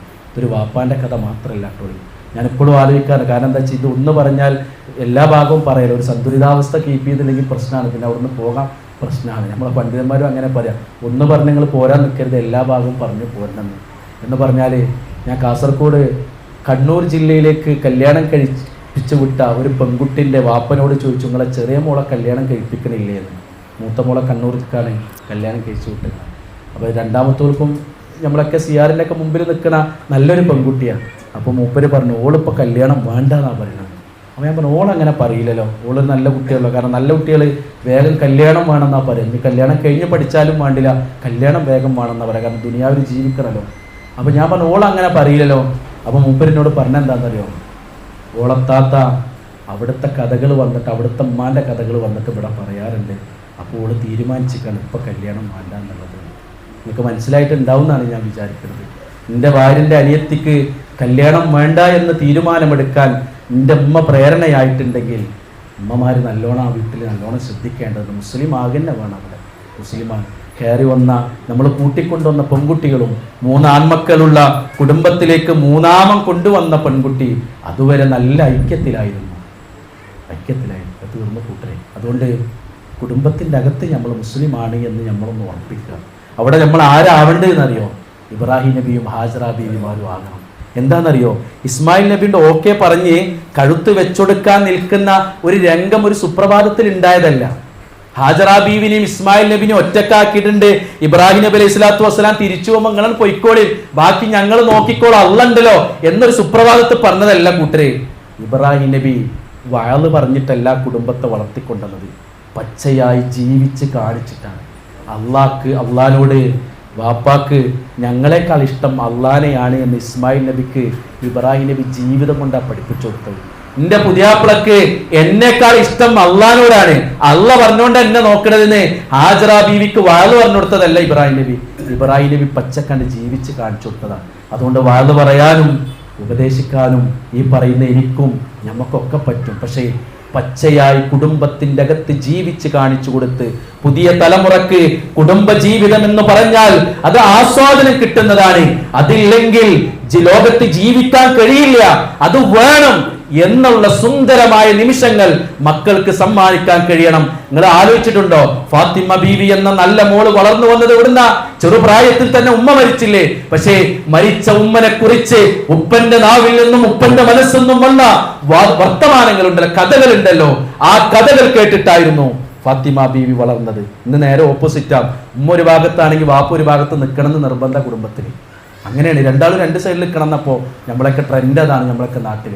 നിങ്ങൾ ആലോചിക്കും, എൻ്റെ ഖദീജ എന്ന് പറഞ്ഞ വർത്തമാനം കേട്ടിട്ടായിരുന്നു ഉമ്മ മരിച്ച ഫാത്തിമ ബീവി വളർന്നു വന്നത്. നേരെ തിരിച്ചു അങ്ങനെ തന്നെ കൂട്ടരെ. വാപ്പാനെ കുറിച്ചുള്ള വർത്തമാനങ്ങൾ നല്ലത് മക്കൾ കേട്ടാൽ കുടുംബത്തിൻ്റെ അകത്ത് സുഖവും സ്വസ്ഥതയും ഉണ്ടാവും. ഞാൻ അവസാനിപ്പിക്കുകയാണ്. പറഞ്ഞു വെച്ച ചുരുക്കത്രയേ ഉള്ളൂ. നമുക്കൊരുപാട് ഡ്യൂട്ടികളുണ്ട്. ആ ഡ്യൂട്ടി നിർവഹിക്കാൻ ഈ സെൻറ്ററും ഈ ചുറ്റുവട്ടങ്ങളും നമ്മുടെ കൂട്ടായ്മയും നമുക്ക് ഒരു പ്ലാറ്റ്ഫോമാണ്. സംഘടന വലുതാക്കുക, സെൻറ്റർ വലുതാക്കുക എന്നുള്ളതിലപ്പുറം എൻ്റെ കുടുംബത്തോടൊപ്പം എനിക്ക് സ്വർഗത്തിലേക്കും ഖബറിലേക്കും പോകാനുള്ളൊരു ഇടമാണിത്. ഇതിനെ ഉപയോഗപ്പെടുത്തിക്കൊണ്ട് 4 കാര്യങ്ങൾ ശ്രദ്ധിച്ച് വിശ്വാസത്തിൽ ഉറച്ചു നിന്ന് മരണചിന്ത ഉണ്ടാക്കി അതോടൊപ്പം തന്നെ ബാക്കി 2 കാര്യങ്ങൾ കൂടി മരണചിന്ത ഉണ്ടാക്കിയും അതേപോലെ തന്നെ ദിക്റുകളും ഇബാദാത്തുകളുമായി ജീവിതത്തിൽ കൊണ്ടു നടന്നും ഞാനൊരു മുസ്ലിമാണ് എന്ന് എല്ലായിടത്തും, ജോലി സ്ഥലത്തും കുടുംബ ജീവിതത്തിലും ഇടപെടുന്ന എല്ലാ ഇടങ്ങളിലും അന അവ്വലുൽ മുസ്ലിമീൻ, ഞാൻ ഒന്നാമത്തെ മുസ്ലിമാണെന്ന് പ്രഖ്യാപിച്ച് ജീവിക്കാൻ നമുക്ക് കഴിഞ്ഞോ? അള്ളാഹു മലക്കുകളെ പറഞ്ഞയപ്പിക്കും അവസാനത്ത്. എന്നിട്ട് അവർ പറയും, നിങ്ങൾ വിഷമിക്കണ്ട, നിങ്ങൾ ദുഃഖിക്കണ്ട, നിങ്ങൾ പോന്നോളി, നിങ്ങൾ അള്ളാഹിൻ്റെ അടുക്കലേക്കാണ്, അള്ളാഹിൻ്റെ മഗ്ഫിറത്തിലേക്കാണ്, അള്ളാഹുവിൻ്റെ റിളയിലേക്കാണെന്ന് പറയും. അള്ളാഹു സുബ്ഹാനഹു വ തആല അത്തരം സന്തോഷവാന്മാരുടെ കൂട്ടത്തിൽ നമ്മയും കുടുംബത്തെയും ഉൾപ്പെടുത്തി അനുഗ്രഹിക്കുമാറാകട്ടെ. അള്ളാഹു നമ്മിൽ നിന്ന് വന്നു പോയ തിന്മകളെ വിട്ടുപുറത്തു മാപ്പാക്കി തരുമാറാകട്ടെ. ഇണകളിൽ നിന്നും സന്താനങ്ങളിൽ നിന്നും കൺകുളിർമ പ്രദാനം ചെയ്യുമാറാകട്ടെ. രോഗം കൊണ്ടും കടം കൊണ്ടും ബുദ്ധിമുട്ടുന്നവർക്ക് അള്ളാഹു വിടുതലിനെ പ്രദാനം ചെയ്യുമാറാകട്ടെ. അള്ളാഹുവെ, ഞങ്ങൾക്ക് വേണ്ടപ്പെട്ടവർ ഖബറിലാണ്, മണ്ണിന്റെ അടിയിലാണ്, അവർക്ക് മഗ്ഫിറത്തും മർഹമത്തും നൽകണമേ റഹ്മാനെ. അല്ലാഹുമ്മ ഗ്ഫിർ ലിൽ മുഅ്മിനീന വൽ മുഅ്മിനാത്ത് വൽ മുസ്ലിമീന വൽ മുസ്ലിമാത്ത് അൽ അഹ്യാഇ മിൻഹും വൽ അംവാത്ത് ഇന്നക മുജീബുദ് ദഅവാതി വ യാ ഖാദിയൽ ഹാജാത്ത്. റബ്ബനാ ആതിനാ ഫിദ് ദുനിയാ ഹസന വഫിൽ ആഖിറതി ഹസനതൻ വഖിനാ അദാബൻ നാർ. ആമീൻ ബിറഹ്മതിക യാ അർഹമർ റഹീമീൻ. വൽഹംദുലില്ലാഹി റബ്ബിൽ ആലമീൻ. സുബ്ഹാനകല്ലാഹുമ്മ ബിഹംദിക അഷ്ഹദു അൻ ലാ ഇലാഹ ഇല്ലാ അൻത അസ്തഗ്ഫിറുക വ അതൂബു ഇലൈക്. അസ്സലാമു അലൈക്കും വറഹ്മത്തുള്ളാഹി വബറകാതുഹു.